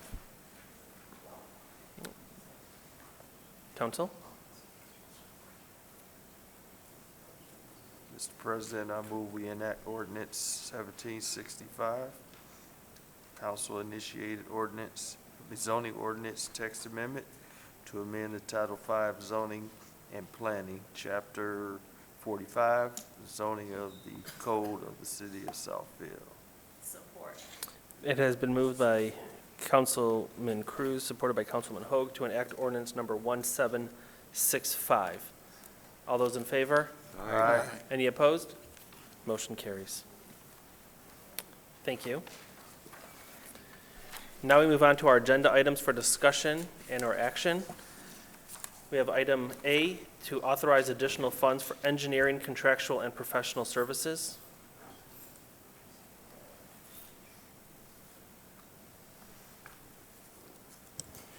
Good evening.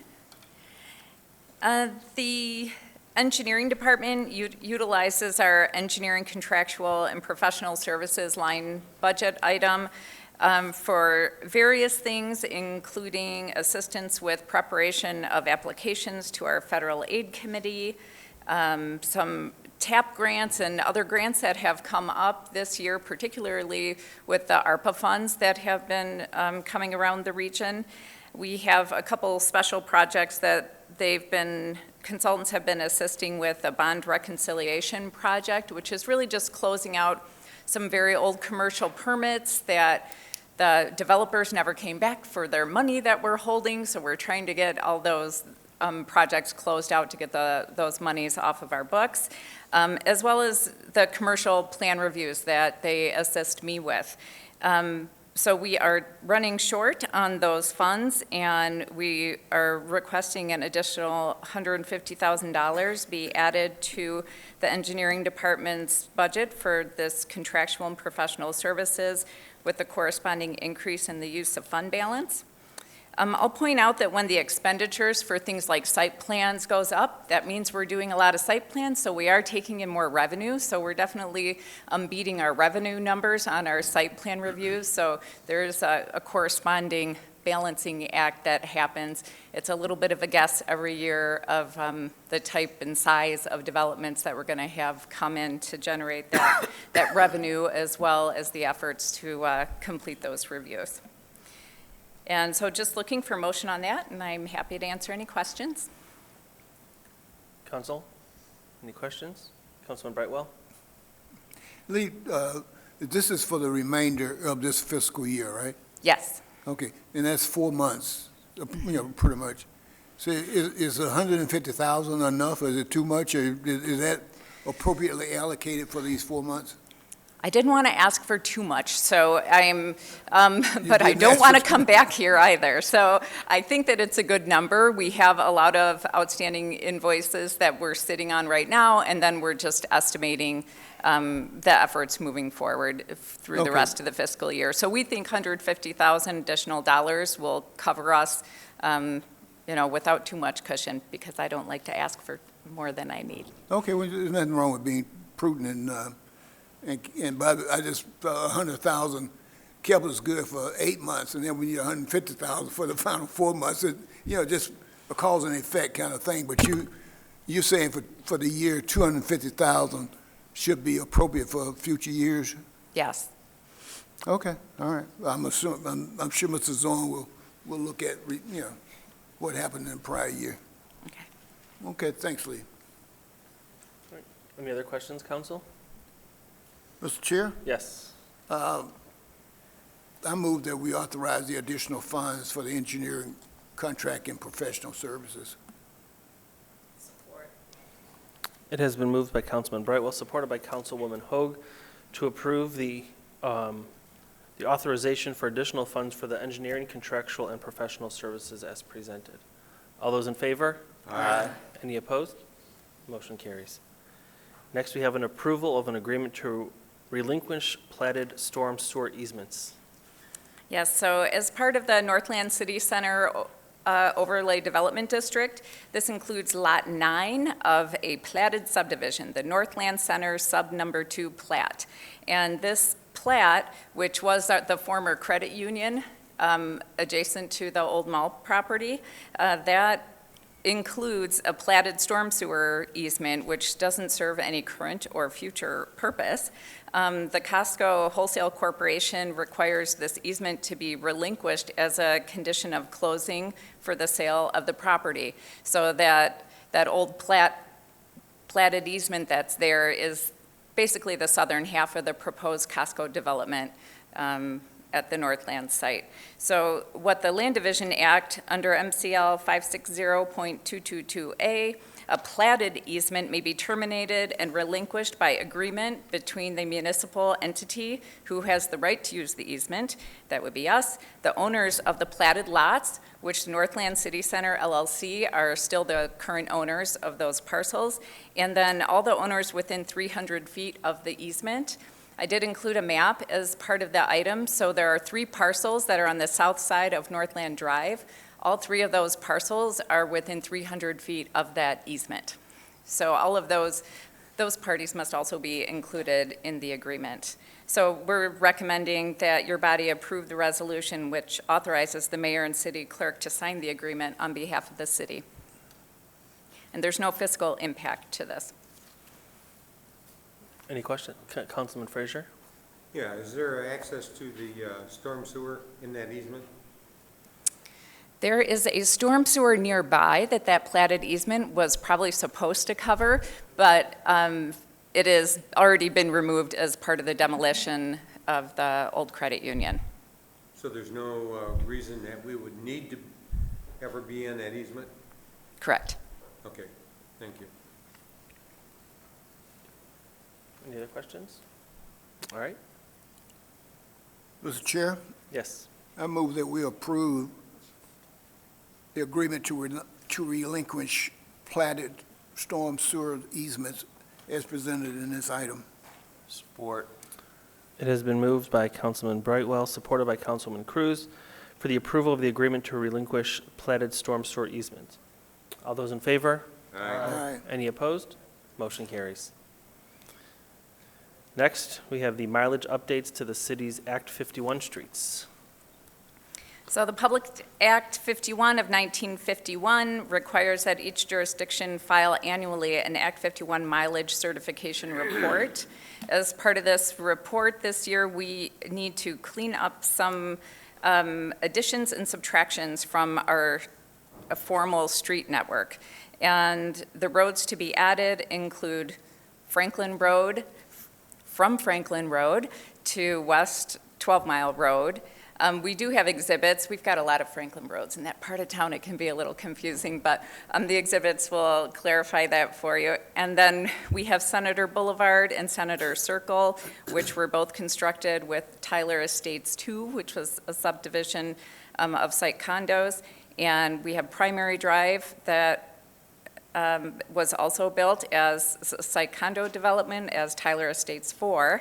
And then during the review, I noticed there were 3 courts off of Friar Lane that were not being represented on the map. Doesn't add up to a whole lot, just these little courts, but while we're going through the effort to update it, we're just trying to make it as accurate and complete as possible. There are 2 short segments of road to be removed. One is Jeanette Street from Evergreen Road to 260 feet east of Evergreen Road. That was part of the City Center 2 development, just north of 10 Mile there. And also Kesh Street from Guy Street to 220 feet east of Guy Street. And that was done as part of the Southfield Funeral Home parking lot expansion, where they vacated that road and expanded their parking lot there. So just looking to ask council to approve the attached resolution language, which is a lot of language. They require that our centerline descriptions are included in our resolution documents here. And the resolution adds these 7 street segments and deletes 2 street segments from Southfield's Act 51 inventory. There's no expenditure as part of this action. However, there should be a small increase in Southfield's Act 51 distribution dollars, because we do have a net gain between the additions and the subtractions, a net gain of 0.817 miles. Councilman Frazier? Yeah, when you do a road diet like you did on 9 Mile Road, does that subtract from the total mileage? It does not. Our Act 51 formulas are all just based on center line miles of a road. So whether it's a 2-lane road or a 5-lane road, we just get the center line miles for it, not lane miles. So But we have to pay for lane miles when we fix them. when we fix it, we pay for lane miles. Yeah, there's a lot of discussion right now, I think, happening in Lansing about that. Are we winning? We'll see what happens in the end. I've Okay. heard good, positive feedback, but we'll see. Thank you. Any other questions, council? Yes. Comment to Mr. Frazier, our state representative, Samantha Steckloff, is chairing the Transportation Committee. Reviewing and rewriting Act 51 is a priority. Now that there's a different majority in the legislature. Okay, does she cover the whole city or only part of the city? But she's chair of the... She's part of our, she's one of our 3 state representatives now. Okay, hope she's in. And the other 2 agree, Okay. including Mr. Hoskins. Thank you. All right, council? Mr. Chair, Yes. I move that we recommend and approve the 7 street segments and that are going to be added, as well as the 2 street segments that are going to be deleted from Southfield's Act 51 street inventory. Support. It has been moved by Councilman Hoag, supported by Councilman Brightwell, to approve the mileage updates to the city's Act 51 streets as presented. All those in favor? Aye. Any opposed? Motion carries. Thank you. Thank you. All right, next we have item D, the authorization to contract with Vortex Aquatic Structures International for a schematic design of a splash pad at Beechwoods Park.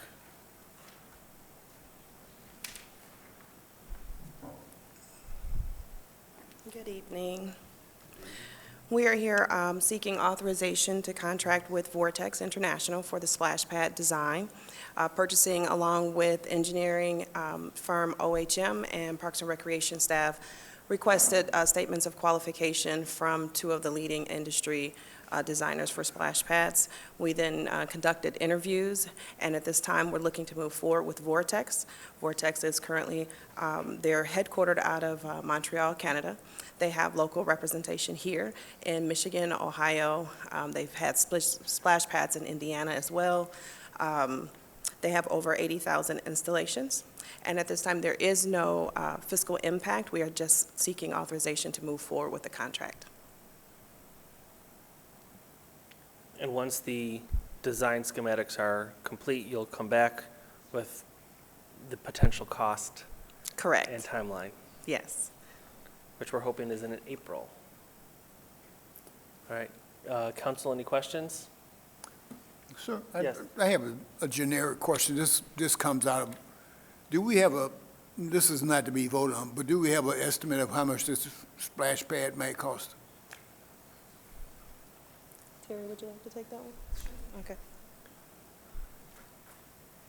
What we're seeking approval for tonight is a splash pad expense of up to $900,000. This is part of a bigger picture at Beechwoods. So if you remember, it will have a splash pad, a parking lot, 2 shelters. So the whole project, when we came to you earlier, we had an estimation from our engineering firm before we went out to bid of approximately $4.5 million. Those are soft numbers right now. Okay. I can tell you, we just received bids for Carpenter Lake, and it was nothing that we had expected. So those numbers are very, very soft, but there's an estimated project cost with everything included at Beechwoods of 4.5. Okay. No, Okay. I know it's not, this is not, for, to be Sure. held in stone, but I was just, since I've been equally involved in this aquatic thing we're trying to get going. Absolutely. We had some preliminary numbers among ourselves that we were talking about, but, okay, that's fine. I'm good with what you Okay. gave me.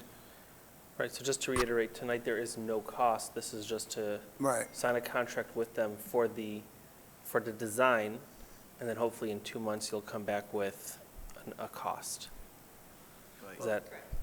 And this is also part of the larger plan that we're working on with the county for the Oaks of Southfield. What are they? Sure, recalling I it? think they're kind of in between on the name. First, they were calling it Southfield Oaks at Beechwoods Park.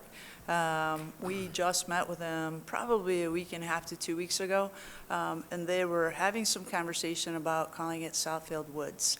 So I think they're a little bit back and forth on that. So they haven't named it just yet, but yes, we are working on putting some final pieces together for the lease of that property, 20-year lease for that property, and sectioning off the exact location of where that line is, of what they would manage and what we would manage.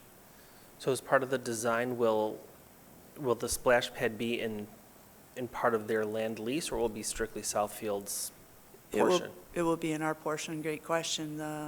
It will be in our portion. Okay. Yeah. However, they're sharing the cost of the parking lot, so we're designing it so that the trailhead is right outside the parking lot, so it makes it an easy transition. People can navigate it well. You can obviously see the splash pad, but you can also see the trailhead. So it's a shared parking lot for that, for those two uses. Okay. I know we'll have a lot more questions when you come back. Oh, absolutely. So- It's exciting, but there's a lot of moving pieces for sure. I got to tell you, this process, that we went through with purchasing with Vortex and these other vendors, boy, our hats are off to purchasing because it was a lot of work, and we want to make the right decision. We did questions and interviews and really did the work here, and we had our team, Steve and Russell, going out and doing some investigation and taking a look at some other splash pads as well. So Okay. I appreciate it. Council, any other questions? I was just gonna say, as a new council person, I will be looking forward to conversations, because I'll tell you, as a resident, I've been disappointed in us not having swimming pools, whether indoor and outdoor. I know it's costly, but I just have always been disappointed in that. So I look forward to getting to see your plan, so. Absolutely. Our plan for sure. Thank you. But yes, thanks. Is it wishful thinking that this will be up and operational this summer? Wishful is a word. The timeframe is May of ¡24. And from what we've been told right along, working diligently, it's still going to be a sprint to May of '24.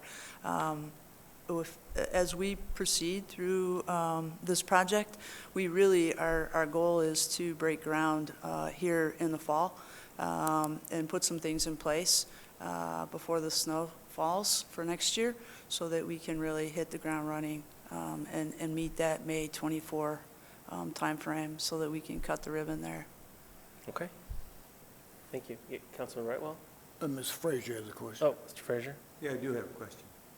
This schematic that you're going to draw for the splash pad, is that going to be like a boilerplate, or is it something designed specifically for Southfield so that we are different than the run-of-the-mill splash pads? The latter. As a matter of fact, you probably almost verbatim, your statement was accurate to our question, and that was how, and this went to both vendors, how will you make Southfield stand out away from everybody else? And so they customize. They will meet with our team. They have a design team as well, and we will come together and collaborate. They talked a lot about themes and being able to use themes. We certainly can take in the history of Beechwoods. We can take in the current property at being a wooded area. So there's a lot of different directions we can go with them. We felt very, very comfortable with their creative team and being able to verbalize what that might look like and what that process would feel like. We certainly don't want someone telling us what we want. We express to them the importance of us moving forward, it being a reflection of what our residents want to see. And we felt very comfortable with their responses and really with their team. And there were several of us that felt in that positive direction. So that's where we're at with them, and they will customize it for sure. Good. Thank you. You're welcome. Mr. Chair, I want to make a motion, but let me bring up, when we first got involved in this, taking a look at the pools, there was an article that it was either Oak Park or Roy Oak, said why those pools, those splash pads need to be shut down so frequently. And there was something in the mechanics of it, of not using circulated water. So I'm assuming we will take best practices and not be where they are now. They got to shut that thing down in Oak Park or Royal, I'm not sure what city. Right, pardon? Yeah, it was, I believe it might have been Royal Oak, but there are some problems. Sometimes when we have new features in some cities, we will be using the recirculating system. You can't hear me? No, I can't. We'll be using the recirculating system where we actually treat the water. And the other part of this is, for us, is the installation of our equipment. We have heard nothing but good things with Michigan Recreation Construction. They're the folks that have worked with a couple of the recommended projects that we investigated. We actually sat and met with the two directors from both of those cities and talked to them about the folks that they used and the installation process, and who installated the equipment. So we feel very comfortable going forward with Vortex and requesting the installation company. So I think that's a big key when working with the splash pads, is how they're installed. Okay, all right. All right, thank you. Mr. Chair? Yes. I would like to move that we authorize the contract with Vortex Aquatic Structure International, Inc. for the schematic design of the splash pad at Beechwood Park. Support. It has been moved by Councilman Brightwell, supported by Councilman Frazier, to authorize a contract with Vortex Aquatic Structures International for a schematic design of a splash pad at Beechwoods Park. All those in favor? Aye. Any opposed? Motion carries. Thank you. Next, we have an authorization to renew a 20-year lease with Easter Seals Miracle Field and replace the Miracle Field play surface. That's me too. So, good evening. Yes, we are, Parks Recreation is seeking authorization to renew the 20-year lease with Easter Seals Miracle Field, and it's actually Easter Seals Mork. Easter Seals merged with the Mork organization. We would like to request the renewal of that. It expires in September of '23, and along with this renewal, we're also asking permission for Easter Seals and Mork to be able to replace the field that is at Miracle Field right now. I've got a couple guests with me tonight that might want to come up, if you could. We have Steve Peck, and he'll introduce you to Jeff, who's in charge of facilities. But if I could just go through some general, I don't want to over speak here. I know that Steve has a presentation. But Easter Seals Mork has been with us for 20 years now. They designed this field. It's a custom designed field. It features a rubberized surface over both the infield and the outfield to prevent injuries. It includes wheelchair accessible dugouts and a completely flat surface to eliminate any barriers to wheelchair bound or visually impaired players. Steve's going to talk to you about the many children that it has served. Certainly folks in our city, as well as some surrounding areas. We've got close to 1,000 community volunteers. And so what we're asking tonight is to be able to renew that lease with them. But also they're going to talk a little bit about the work that they are going to do in replacing that field. And I won't take up any more of your valuable time. I will introduce Mr. Steve Peck. Thank you. I'm waiting for a PowerPoint. It's good to see you all, Can you please especially ones that have been here longer than me. And I like the beard. It looks good. Thank you. How are you, Mayor? Can you please give your name? You don't and- have it? Either do I. Alopecia took that away years ago. Can you please give your name and address for the My record? name is Stephen Peck, and I live at 25701 West 12 Mile Road, right here in Southfield. Excellent, thank you. And I'm stalling as I wait for the PowerPoint presentation to begin. And yes, we are here seeking an extension for another amazing 20 years. Well, it may take several minutes, so would you like to start? Do a little dance. Maybe you guys would like to stand up. I don't know. I definitely, sitting here for a couple of hours gives me a whole new respect for what you all do. And knowing that many of you have day jobs as well is pretty remarkable. And as I kill a little more time, I will be honestly telling you that I am a proud resident of this city. I'm proud of our city council. I've been watching them for 21 years. I'm proud of our police department, our fire department. It's a well-run city, and I've seen that firsthand. Steve, you better also add Parks and Rec.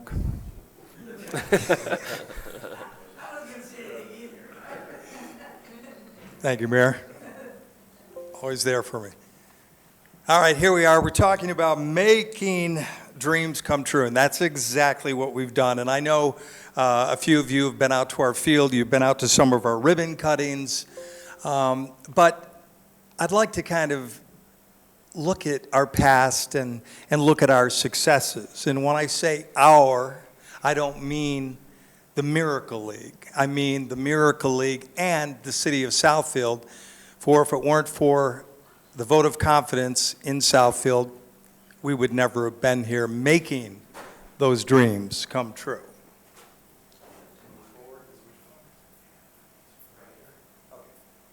All righty. So let's start by flashing back and letting some of you who don't know about our league or haven't been to our field yet, how we came to be here in Southfield and how the Miracle League in general came to be. So the Miracle League was a field created in Conyers, Georgia, back in the year 2000. There were a group of coaches and family members that would go to their kids' games, and they noticed a girl in a wheelchair that would show up at every single game and watch. One of the gentlemen was an architect, and a few of them were Rotarians. So they got together and said, this is not right. All kids can't play. And so they came up and designed this field. Now, ironically, at the same time they were noticing this girl behind home plate in Georgia, I was coaching my son through Little League Baseball, and I had a little boy on my team that had a baby brother that while the babysitter was watching him one night, she was on the phone with her brother or her boyfriend, and she got upset and she threw the phone. It hit the baby in the chest and stopped his heart for 30 minutes. So Briggs would come out to our field in a helmet, and just like was going on in Georgia, unbeknownst to me, he would watch and love to see the games. And I love children. And after the games, I would pull him aside and I would say, Briggs, let's play. Imaginary ball, throw it. He'd pretend he hit it, and we'd laugh and we'd run the bases.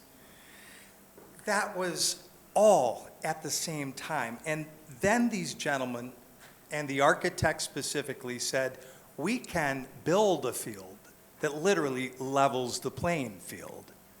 Because what prohibits children with disabilities from playing baseball? It's the bases, it's the grass, it's the dirt. A wheelchair can't walk around or roll around, a walker can't get around. So through this surface being flat and accessible, it's easy. So I heard about the Miracle League, this very first field that was built in the year 2000 in Conyers, Georgia, on HBO Real Sports. It was so unique that Brian Gumbel did a show on it. I was blown away. And I felt that our community needed such a field. But yet, I didn't know or wasn't involved with the disabled community. So I asked around, and people said, you have to talk to Tony Philippus Sr. He's the founder of Wright and Philippus, that we see medical services. Tony was 89 years young when I met him, and I had a 30-minute meeting with him.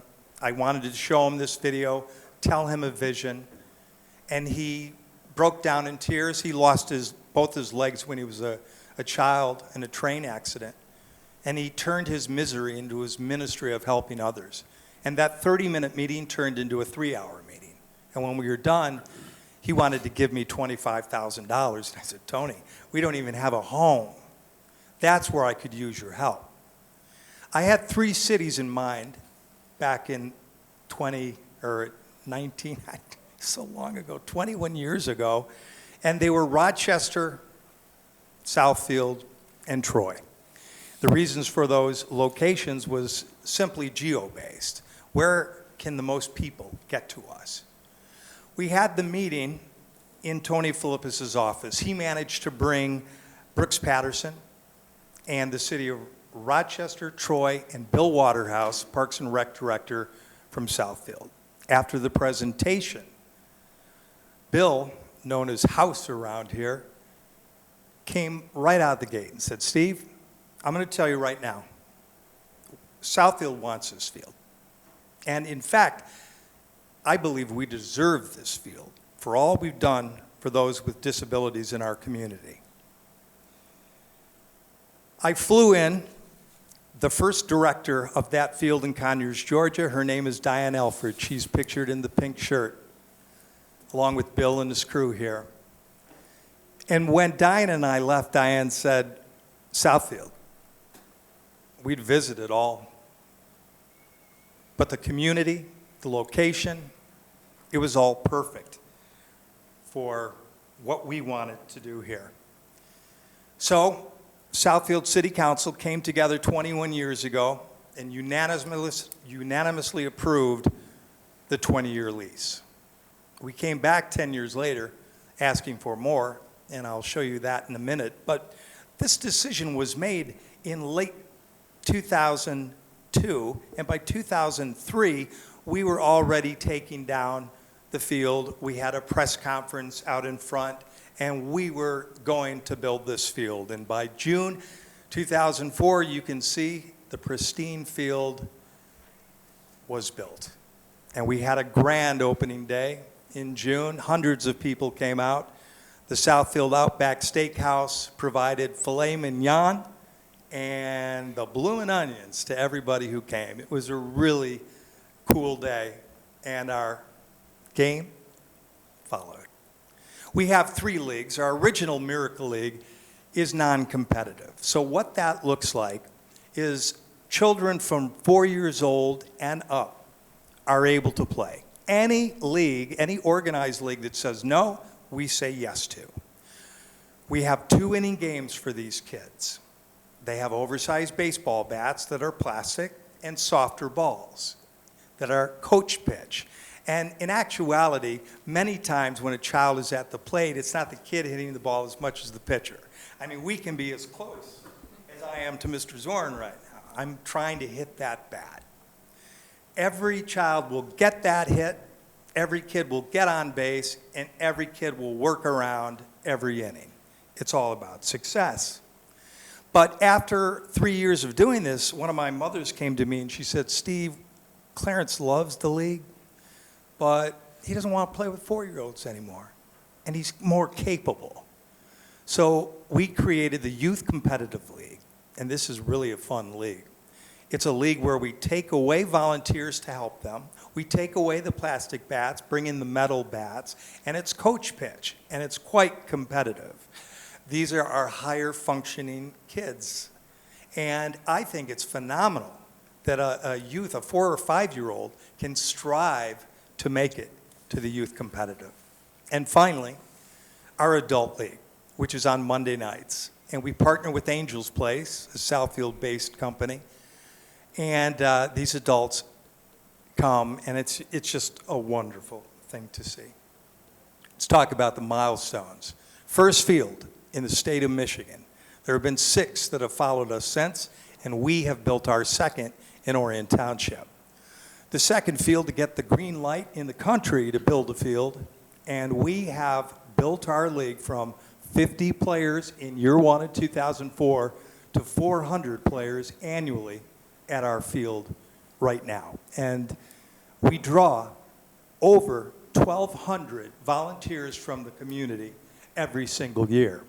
We've also partnered with the Detroit Tigers for the Detroit Tiger Fantasy Camp for Kids.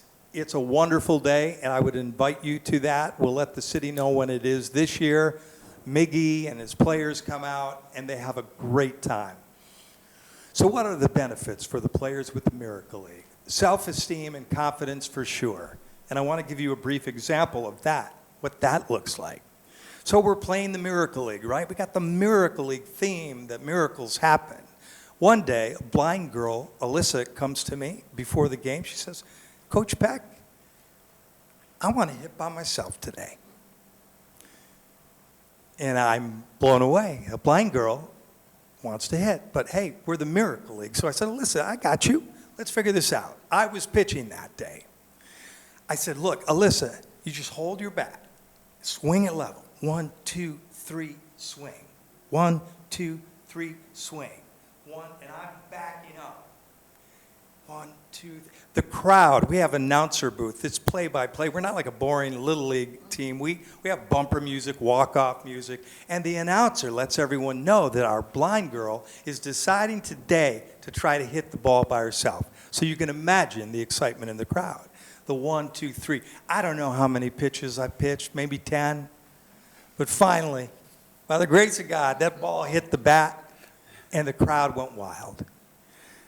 Her mom came to me a year later, and she said, Steve, I can't tell you what that meant to my daughter. She came to me and she said, Mama, if I'm blind and I can hit a baseball, I can do anything. That's self-confidence. I also happen to believe that the more we take care of our individuals with disabilities at a young age, the more apt they are to go to work in our community and give back. It's active physical therapy. A lot of these kids with disabilities, they don't get to go out too much. They sit at home. Their parents give them food to keep them quiet. So to get out is awesome. And to make friends, icing on the cake. It's a win-win-win. It's a win for those kids. It's a win for the families. You know, a lot of us know people that have a child with perhaps severe autism, a runner as we call some of them. They can't sit still.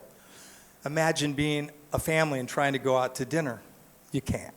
So you just don't. Or people talking about you. You know they are.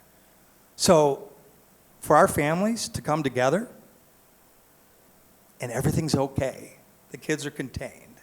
They're watching their kids do something they thought they never could. And some of our families are even coaching, cheerleading. It's amazing. And they too make friends and they network. That's important. And the community, as I mentioned, 1,200 volunteers, 400 players. Everyone needs a volunteer to help them. Some of our kids who have cerebral palsy can't swing a bat, so they do it for them. Or if they're blind, they'll help them hit. We bring out baseball teams, cheer groups, churches, organizations, and companies that volunteer and give back. So what we've invested in the city of Southfield and our field over the years is $1 million, actually $1.2 million back in 2000, or rather in our first year of operation.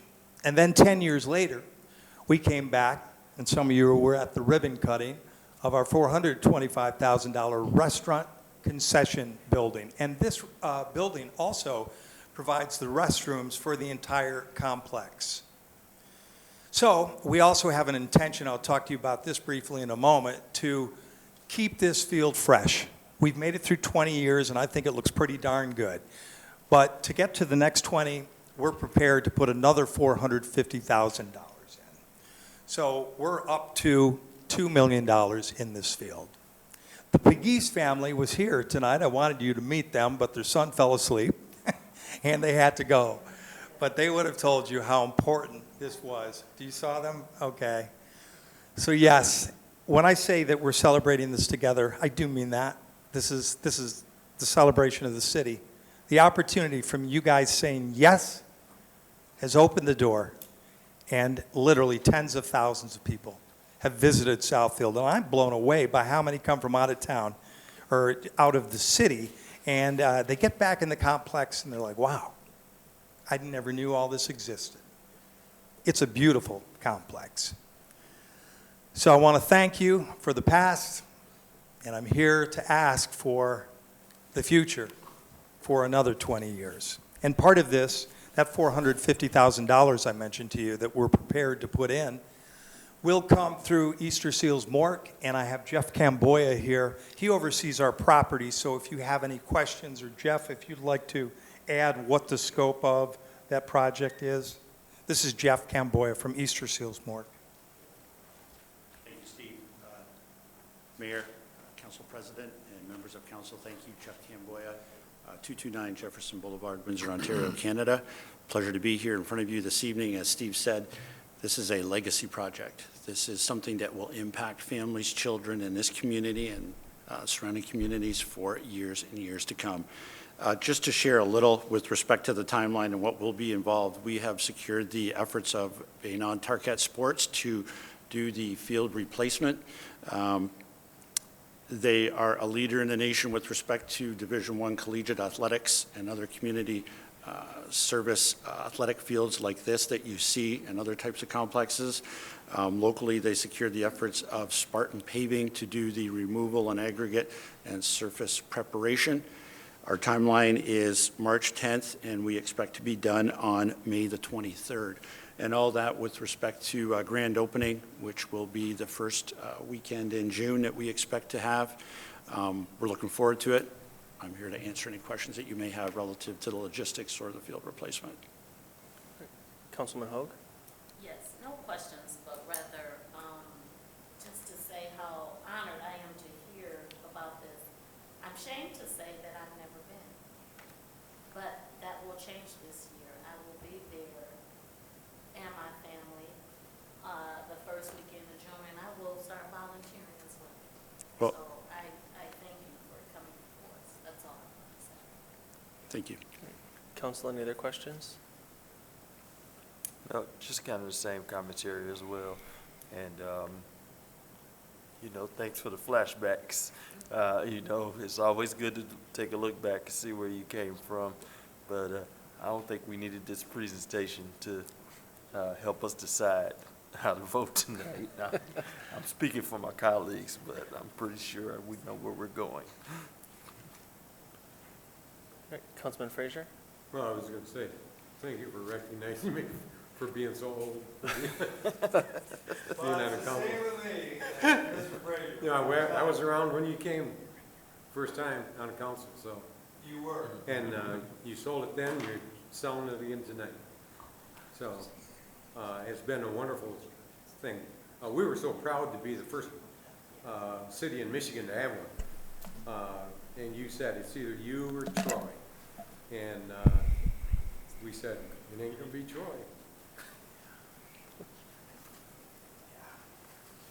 So, 21 years later, I'm ready to vote for it again. You want to go ahead? Make a motion? Well, since I can't see that well, somebody else, that's why I haven't made any motions before. All right, Mr. I'll President. make the motion. I'll support the motion. Mr. Chair? Yes. I move that we authorize, give the mayor and the city clerk authorization to renew a 2-year, 20-year lease with the Easter Seal Miracle Field and replace the Miracle Field play surface as presented. Support. Took it away from Mr. Frazier. All right. It has been moved by Councilman Brightwell, supported by Councilman Cruz, to authorize and renew the 20-year lease with Easter Seals Miracle Field and to replace the Miracle Field play surface. And all those in favor? Aye. Any opposed? Motion carries. Thank you. You've changed more lives for the next 20 years. And we hope to see you, before the next 20 years with more updates. Well, I hope to see you too. Come on out, everybody. Let's have a city council volunteer day. How about that? Sounds good. Okay. All right, thank you. Thank you, everyone. All right, next we have the council portion. We will start with Councilman Hoag. Yes, to Mr. Zorn. Sorry. Just a quick question. I saw that Mr. Pearson talked with Terry, and I'm assuming he's taking care of the issue that he brought up. Person? The policy is pretty clear unless, I know, he talked to Terry. I saw them two together, so Terry's coming back. I'm sorry. The other Terry. The other Terry. Sorry. Yeah, I just wanted, Terry, is he okay now? I did speak with him. Okay. I just need to have a follow-up conversation with Mr. Okay. Moore. Okay. And then, yeah. Well, I appreciate you talking with him. Absolutely, I told Okay. Megan we'll call straight away in the morning. Okay, thank you. I'm sorry, Terry, Ms. Fields? I forgot to ask you, and please, do you want to talk about your event this Sunday, the Winterfest? I This- don't remember the times yet. Oh, boy. Is Russell still in the room? Do you remember the I didn't mean to times for put you on the Winterfest? spot. Because that's the most important. I mean, it'll be a really cool event. We have ice skating, and we've got some mobile units there, and, but I think Russell's pulling it up on his phone right now, so. I have it up. It's from 2 to 4:30. Oh, thank you. And I was going to go with that, but. Was there any questions in particular? Just to shout it out on cable. Yeah, so on Sunday, we'll be here. We'll have quite a few staff. It's free skating, which is typically what brings out a lot. You'll see right where it's at because you'll see the big climbing wall and bouncers and things like that. Carriage rides all pretty much take off right from in front of the ice arena. But yeah, and there's about 130 pairs of new skates too, so come on out and fill them all. Anything else? That was great. All right, so it's this Sunday from 2 to 4:30. Yeah, on Sunday. Are there food trucks going to be there? What's that? Food trucks, are they going to be there? There is not, no. It's for a shorter amount of time, so we do not bring one in. Okay. But I'm excited for new skates. I know I had an issue last year with Yeah. some skates. And skate helpers, if it's your first time in a while, we've got skate helpers there too. Yeah, they're not people, they're contraptions, so it's really well. All right, thank you. Appreciate the plug, thank you. Yep. Thank you. All right, Councilman Hoag, do you have anything else? No, thank you. All right. Councilman Brightwell? I have some for veterans who have student loans.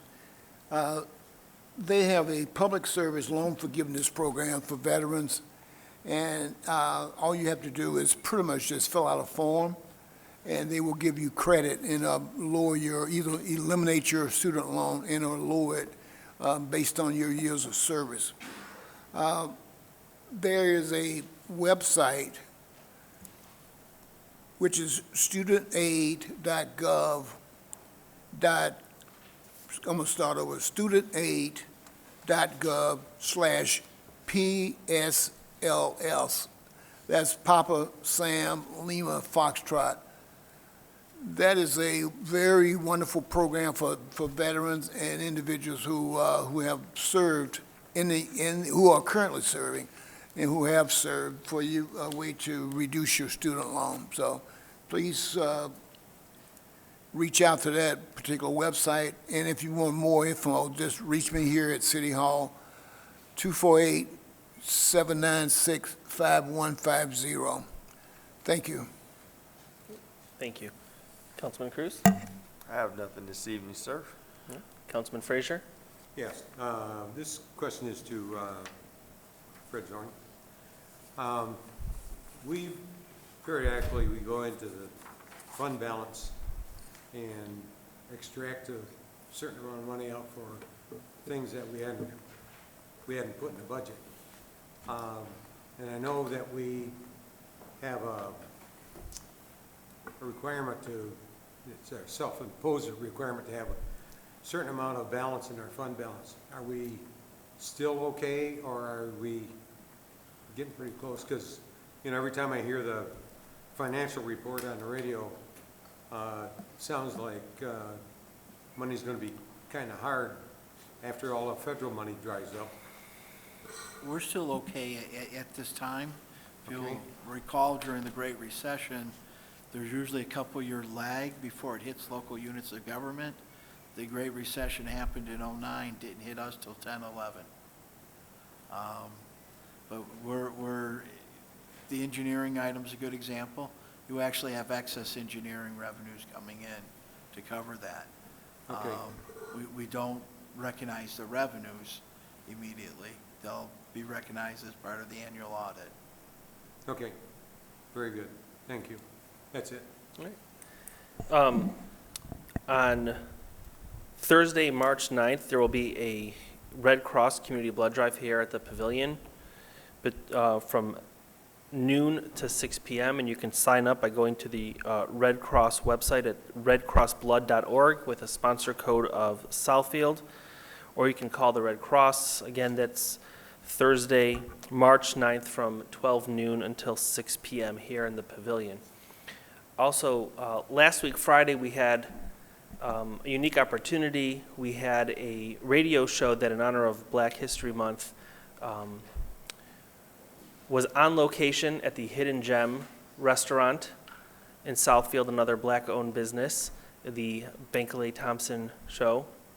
And it was very well received. There were a lot of people there. I know that he interviewed several people, our mayor, our deputy chief, myself included, and it was really good. I encouraged him to come back to Southfield, to other locations, and make it a part of his tour schedule to go to many different Southfield-based businesses and have his show there on a more regular basis rather than in the studio, get out in the community.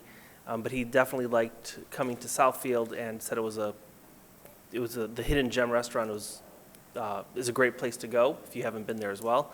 But it was really nice having them come out on location to Southfield-based businesses. So I encourage more people to explore all the opportunities we have here in Southfield. So, Mr. Mayor? As some of you know, maybe some people in the listening audience are not aware, in Southfield we have an organization called World Medical Relief. Their headquarters is in the light industrial park on Melrose and Lasher Road. World Medical Relief collects surplus medical supplies, pacemakers, crutches, walkers, all kinds of equipment, as well as medicines. And so this Saturday, March 4th at 9 a.m., they're looking for volunteers. They want to, from their warehouse, they want to fill 5 to 10 shipping containers with medical supplies and equipment to send to the victims of the earthquakes in Turkey and Syria. This is what this organization does, recycling things that hospitals either don't need or that are extra, and they collect them. And so for emergencies like this, where so many people have been impacted, including hospitals and medical facilities that were destroyed, this would be a great assist. So this Saturday, starting at 9 a.m. At World Medical Relief, again on Melrose, just off Lasher, just above 8 Mile Road. They're looking for volunteers to load shipping containers that they hope to deliver within 10 days to both Turkey and Syria. That's my report for tonight. Thank you. City Administrator? Just several comments this evening along Parks and Rec. The next 2 months will be a very critical timeline to what's happening at Beechwood. What you approved this evening with the splash pad, the schematic design, allows us to accelerate that. The goal is that the facility would, the splash pad would be open summer of '24. And tonight's action helped make that possible. So just know the next 2 months you'll have the contract wrap up with Oakland County and the rest of the design, the driveway and the parking lot as Ms. Fields recommended or mentioned earlier. Then I just want to talk about the Miracle League. Obviously, the contract will be in the final form approved by the city attorney. We have the agreement from the last time. But I want to just speak to, we're putting a lot of efforts into diversity and inclusion in the community. This council authorized hiring diversity and equity and inclusion officers, part of our human resource department. This programming, when you look at inclusion, Southfield Parks and Rec does a phenomenal job of inclusion for our disabled community. We talk about creating these wellness opportunities and just recognizing that the term comes and means a lot of different things. And I think Mr. Peck gave a very passionate story about the value of that inclusion to folks who don't always get that opportunity. So I just think it's important that we recognize how well we do. And our wheelchair basketball league over at Beechwood, phenomenal to see. You watch the level of play. So those are things for us to be proud of, and that they're good investments we're making, and they keep the community healthier and well. That's all I have. Thank you. Thank you. Next, we have our attorney. Can you hear me? Yes. Yes, good evening, Mayor, Council. So as you may recall, in January, Council approved the zoning text amendment for adult use marijuana. During that time, our office was also working on the licensing because the process for the adult use marijuana establishment has just the basic steps. They have to go through the Cannabis Regulatory Agency for a pre-qualification, and then once they get that, they come to the municipality where they would like to have their establishment. And so with the zoning text amendment that was approved in January, that's part of our process. And then after that, just like with the medical from 2019, they would get their actual municipal license. I want to remind the council back in 2019, we did the same thing, except we actually did it all on the same day. It looks like October 3rd, 2019, we adopted the zoning and the licensing.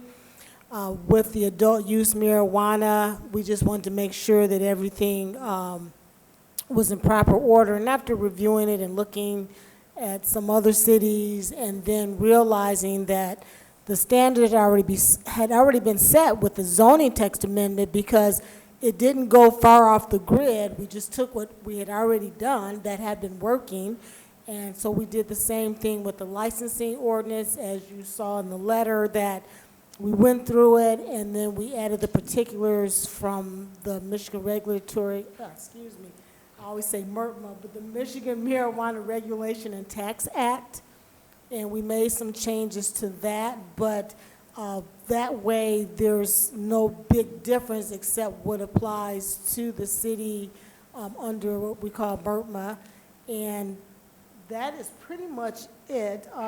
Just want to know, just want to let the council know that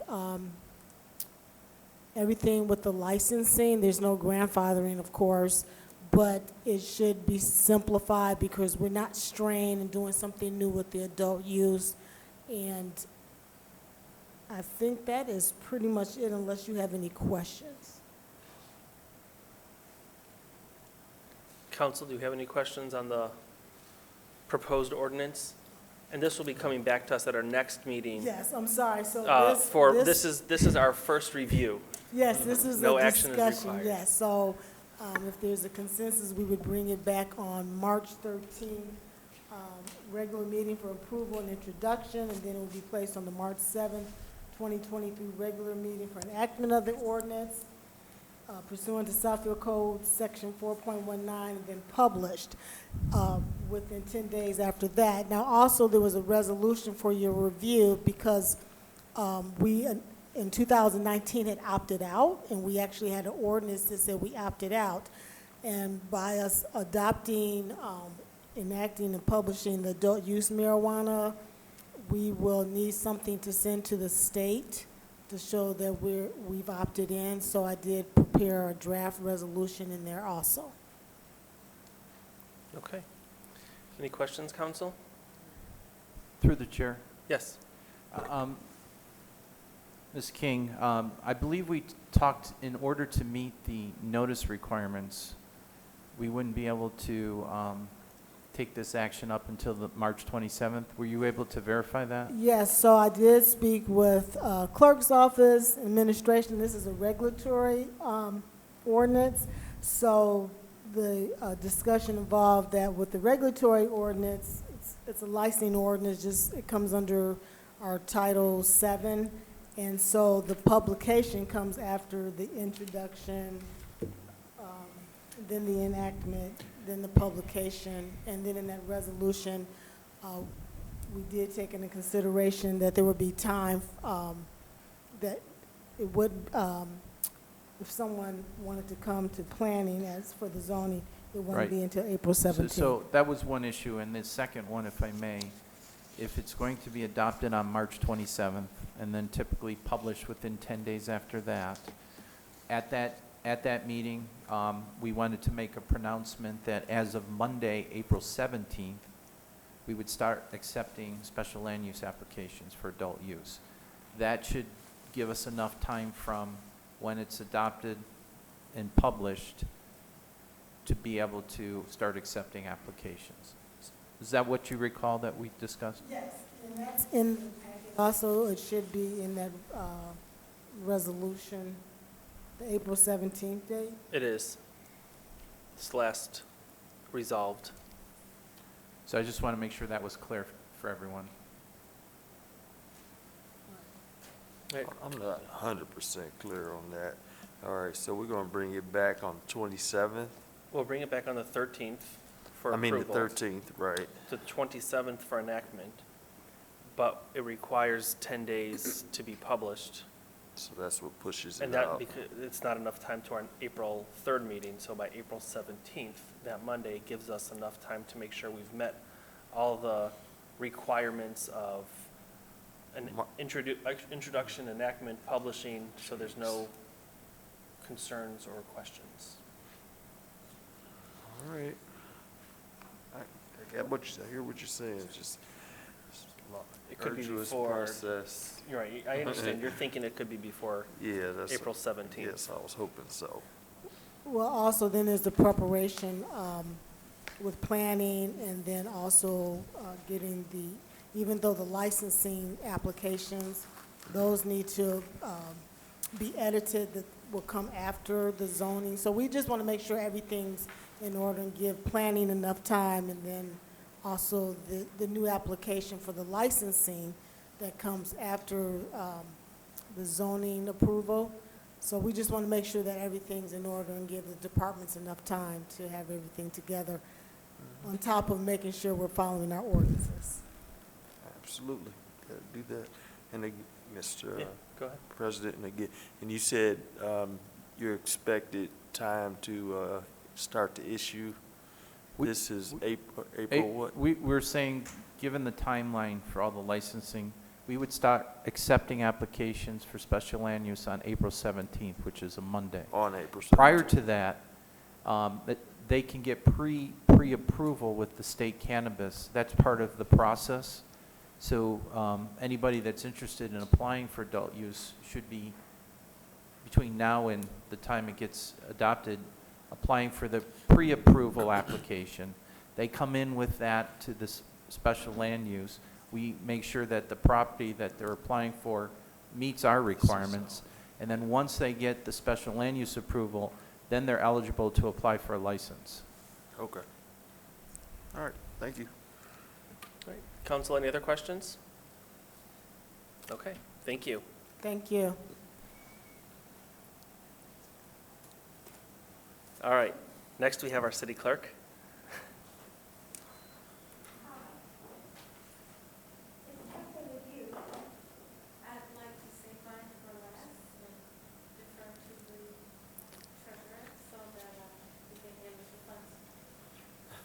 Absolutely. All right, Mr. Treasurer. Thank you very much. Thank you, Your Honorable Body. Tonight, I bring you 3 items for approvals. The first item is the annual update of our city's investment policy. In conjunction with our advisors, Robertson Capital, and with the Finance Committee of the Council, we felt that there were no changes required for the investment policy. The investment policy has been amended over the years and has been very complex and very thorough, and provides safeguards for the city dollars and allows us to maximize the investment potential for it. And it was also approved by the Association of Public Treasurers, United States and Canada. It's received an excellence, Certificate of Excellence Award, and we anticipate that there may be changes coming for PA 20 from the state legislature. As that happens, we may come back for an update to the investment policy at that time, but right now, no changes are required. So just asking for an updated approval for our policy, the way it stands. Council, any questions? Okay. Mr. Chair? Yes. I move that we approve the annual update of the city investment policy as indicated in item A from the treasurer. Support. It has been moved by Councilman Brightwell, supported by Councilwoman Hoag, to approve the annual update of the city's investment policy. All those in favor? Aye. Any opposed? Motion carries. Thank you. Next item is an annual update of our depository resolution. Public Act 180 of 1980 requires that the City Council adopt a resolution to designate certain financial institutions for the deposit of public dollars. And we currently have updated the list that includes banks and also broker-dealers. The list of banks, we made 2 changes to it. One was a removal of a name because of a merger. Level 1 Bank has been taken over by First Merchant Bank, which was already on our policy. And so also we are adding Independent Bank, which is another bank in our local area. And so those are the 2 changes on the bank side. As far as the broker-dealers, we removed Vining Sparks also due to a merger. They were acquired by Stifel. And also, in addition, 5 firms that were recommended by our advisors, Robertson Capital. They include Blaylock, BOK Financial, Goldman Sachs, Mishler Financial, and Siebert Williams Shank. And so request an approval from the honorable body. Council, any questions? Councilman Frazier? The 2 banks that merged, does that violate our percentage of money invested in a particular bank? No, it was a bank that we dealt with. We kept retainage funds, for example, and segregated accounts over there, but it wasn't one of our primary banks that we dealt with. And they have actually, the new bank is not focusing on municipal business, so we diversified the funds away from there and moved it to another bank locally. So none of the money is going to, No, none of the banks. Okay. So that was. okay, thank you. Councilman Cruz? Yeah, thanks so far for the updates here. I did have a question. I think this applies to all three of these. But can you tell me approximately how many brokers you have that are people of color? We have one of the broker dealers that I know I don't know most of the broker dealers personally, but I know that one of the firms that we're adding now, Siebert Williams Shank, is definitely a minority-owned and a woman-owned business. And so I think Councilman Brightwell is familiar with that firm. Yeah, I'm definitely familiar with Siebert Williams and Shanks. That's one of the, I know the CEO, she's a black female, and now whether or not they're 100% minority owned, that I would have to dig down deeper. But I know she's the CEO, and she's well respected and around the country with respect to her financial ability. And we also have another company I know which is 100% minority owned. It's called Loop Investment, which I brought to Mr. Lowenberg about 3 or 4 years ago. I met him through the Government Financial Officers Association, and he visited with me, and I introduced him to Herb, and that firm got approved to be one of our brokers. So we definitely got, at a minimum, 2 of all of them that we have. I would have to go down the list and look them up to determine what percentage is minority owned, but those 2 are definitely minority owned. And we welcome, I am very open to meeting with different broker-dealers and seeing if there's an opportunity, there's a value add from their firm. We would definitely welcome the opportunity, as long as we can get the best returns for the city and the best performance, and that's what we're looking for. All right, thank you. This firm, just so Tell you from Cranes I'm sorry, was that? annual report on all of the, that and their annual list of businesses? Actually, going back to as far as Siebert Shanks also, they're one of the largest firms in municipal offerings as well. For municipal securities, they're one of the largest underwriters in terms of activity level for the year. They were ranked in Cranes as one of the top municipal underwriting firms for the past year. So, but is that what you were asking? Well, my question was, are you looking for more, and would you be able to tell from that Cranes list of all of the different financial institutions, their annual production, or their publication? I mean, we rely on our advisors, Robertson Capital, to help us in terms of helping us find the best, because they work with the broker-dealers all day and for many clients. So I yield to them to do the due diligence, and to, if I come across somebody, if they're introduced to me, I would have them vet the company and make sure to do the checking and pre-qualification that they should be able to be accepted onto our depository resolution. We're not just going to take every firm that are out there and add them, because we want to make sure it's the best quality, and we have a substantial list as it is right now. But have you asked them to take a look and make a recommendation to you of the ones that they found? Yeah. Or are you? These names came from them. These 5 names that we're adding right now came from that firm. So Okay, but are they minority? Definitely, I know that the Siebert one is minority, and our advisors actually, one of the people that handles the City of Southfield's advisory account, is a minority advisor and has been with the firm. He's one of the experts in municipal security. He's been with, in the municipal bonds for a very long time. So definitely, we open the door, we welcome the minority participation, and we try to do what we can to maximize that. Council, any other questions? And one other, just to hitchhike on what Mr. Lowenberg indicated.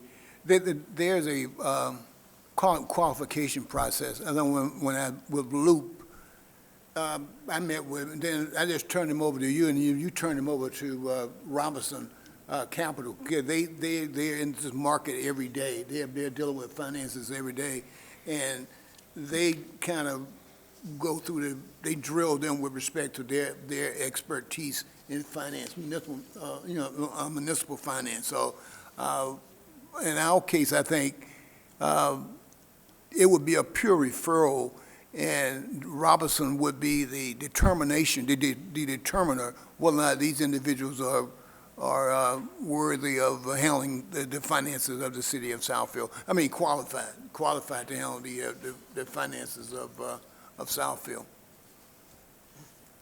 Oh. Council, any other questions? All right. With respect to that, I will move that we approve the annual update of the depository resolution as presented. Support. It has been moved by Councilman Brightwell, supported by Councilman Cruz, to approve the annual update of depository resolution. All those in favor? Aye. Any opposed? Motion carries. Okay, and our final item this evening is our investment advisory agreement between Robinson Capital Management and the City of Southfield. We have had a relationship with Robinson Capital for a number of years, and the previous contract has expired now, and so it's up for renewal. It's been reviewed by the Council Finance Committee, and they provide semi-annual reports for the council finance, as well as the full council as well. And they've done an excellent job for us. They've serviced us well, and we've been able to avoid a substantial part of the low interest rates that we kept ourselves very liquid during the times of low interest rates, and are now able to invest at higher rates and do very well for the city. So we're asking for an update to the contract, and with your approval, we can do that. And also, as far as the rate that they charge us is actually the lowest that they charge any client, and it's lower even than when we first started with them. They originally were at 7 basis points and lowered it to 6 basis points for us, which is very, very aggressive and attractive rate for us. So, All right. thank you. Council, any questions? Mr. President, Yes. I'd like to move approval of the investment advisory agreement between Robinson Capital Management and the City of Southfield. Support.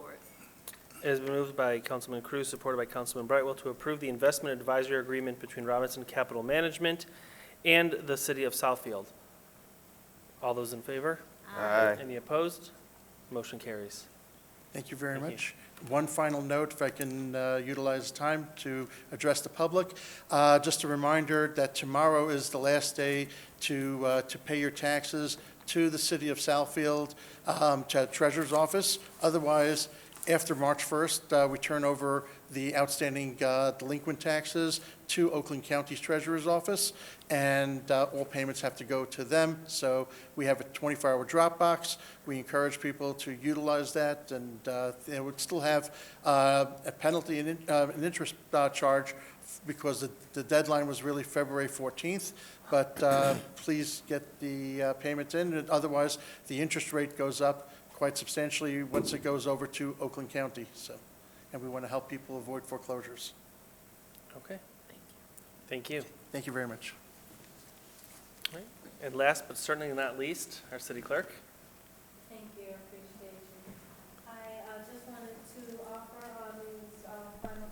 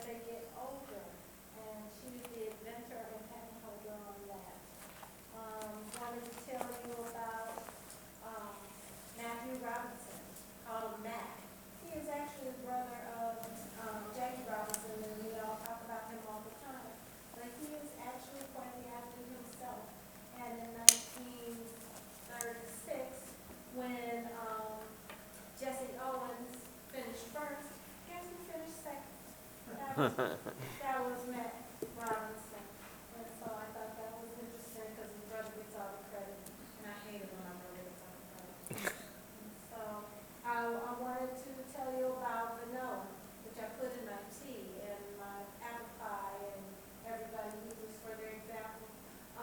The way that we manufacture that, it's a really hard process, and it involves hummingbirds, and to do it without the nature's participation is an invention that came up by Edmunds Albius.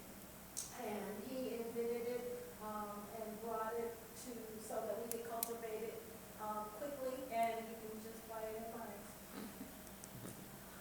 Wanted to talk about Maynard Russell, who is pretty well known, but he was one of the first openly gay black men who was a key advisor for Dr. Martin Luther King, and a great participant of the civil rights movement. And I wanted to talk, and I wanted to give him a shout out. You may have heard of Billie Holiday, of course. If you haven't, please don't talk to me anymore.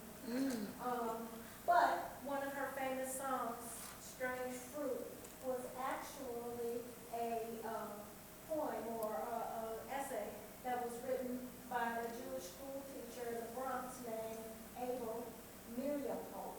And he is the one who actually set it to music and then Billie put her awesomeness on it, and it became a beautiful song that, well, it's not the sad, but bad song that we know today. And so I'm gonna stop for a minute, but I've got tons of them because I love science and I love history. And so if you want to know any more, hit me up. Thank you. Anything else to come before the council this evening? All right, seeing none, this meeting is adjourned.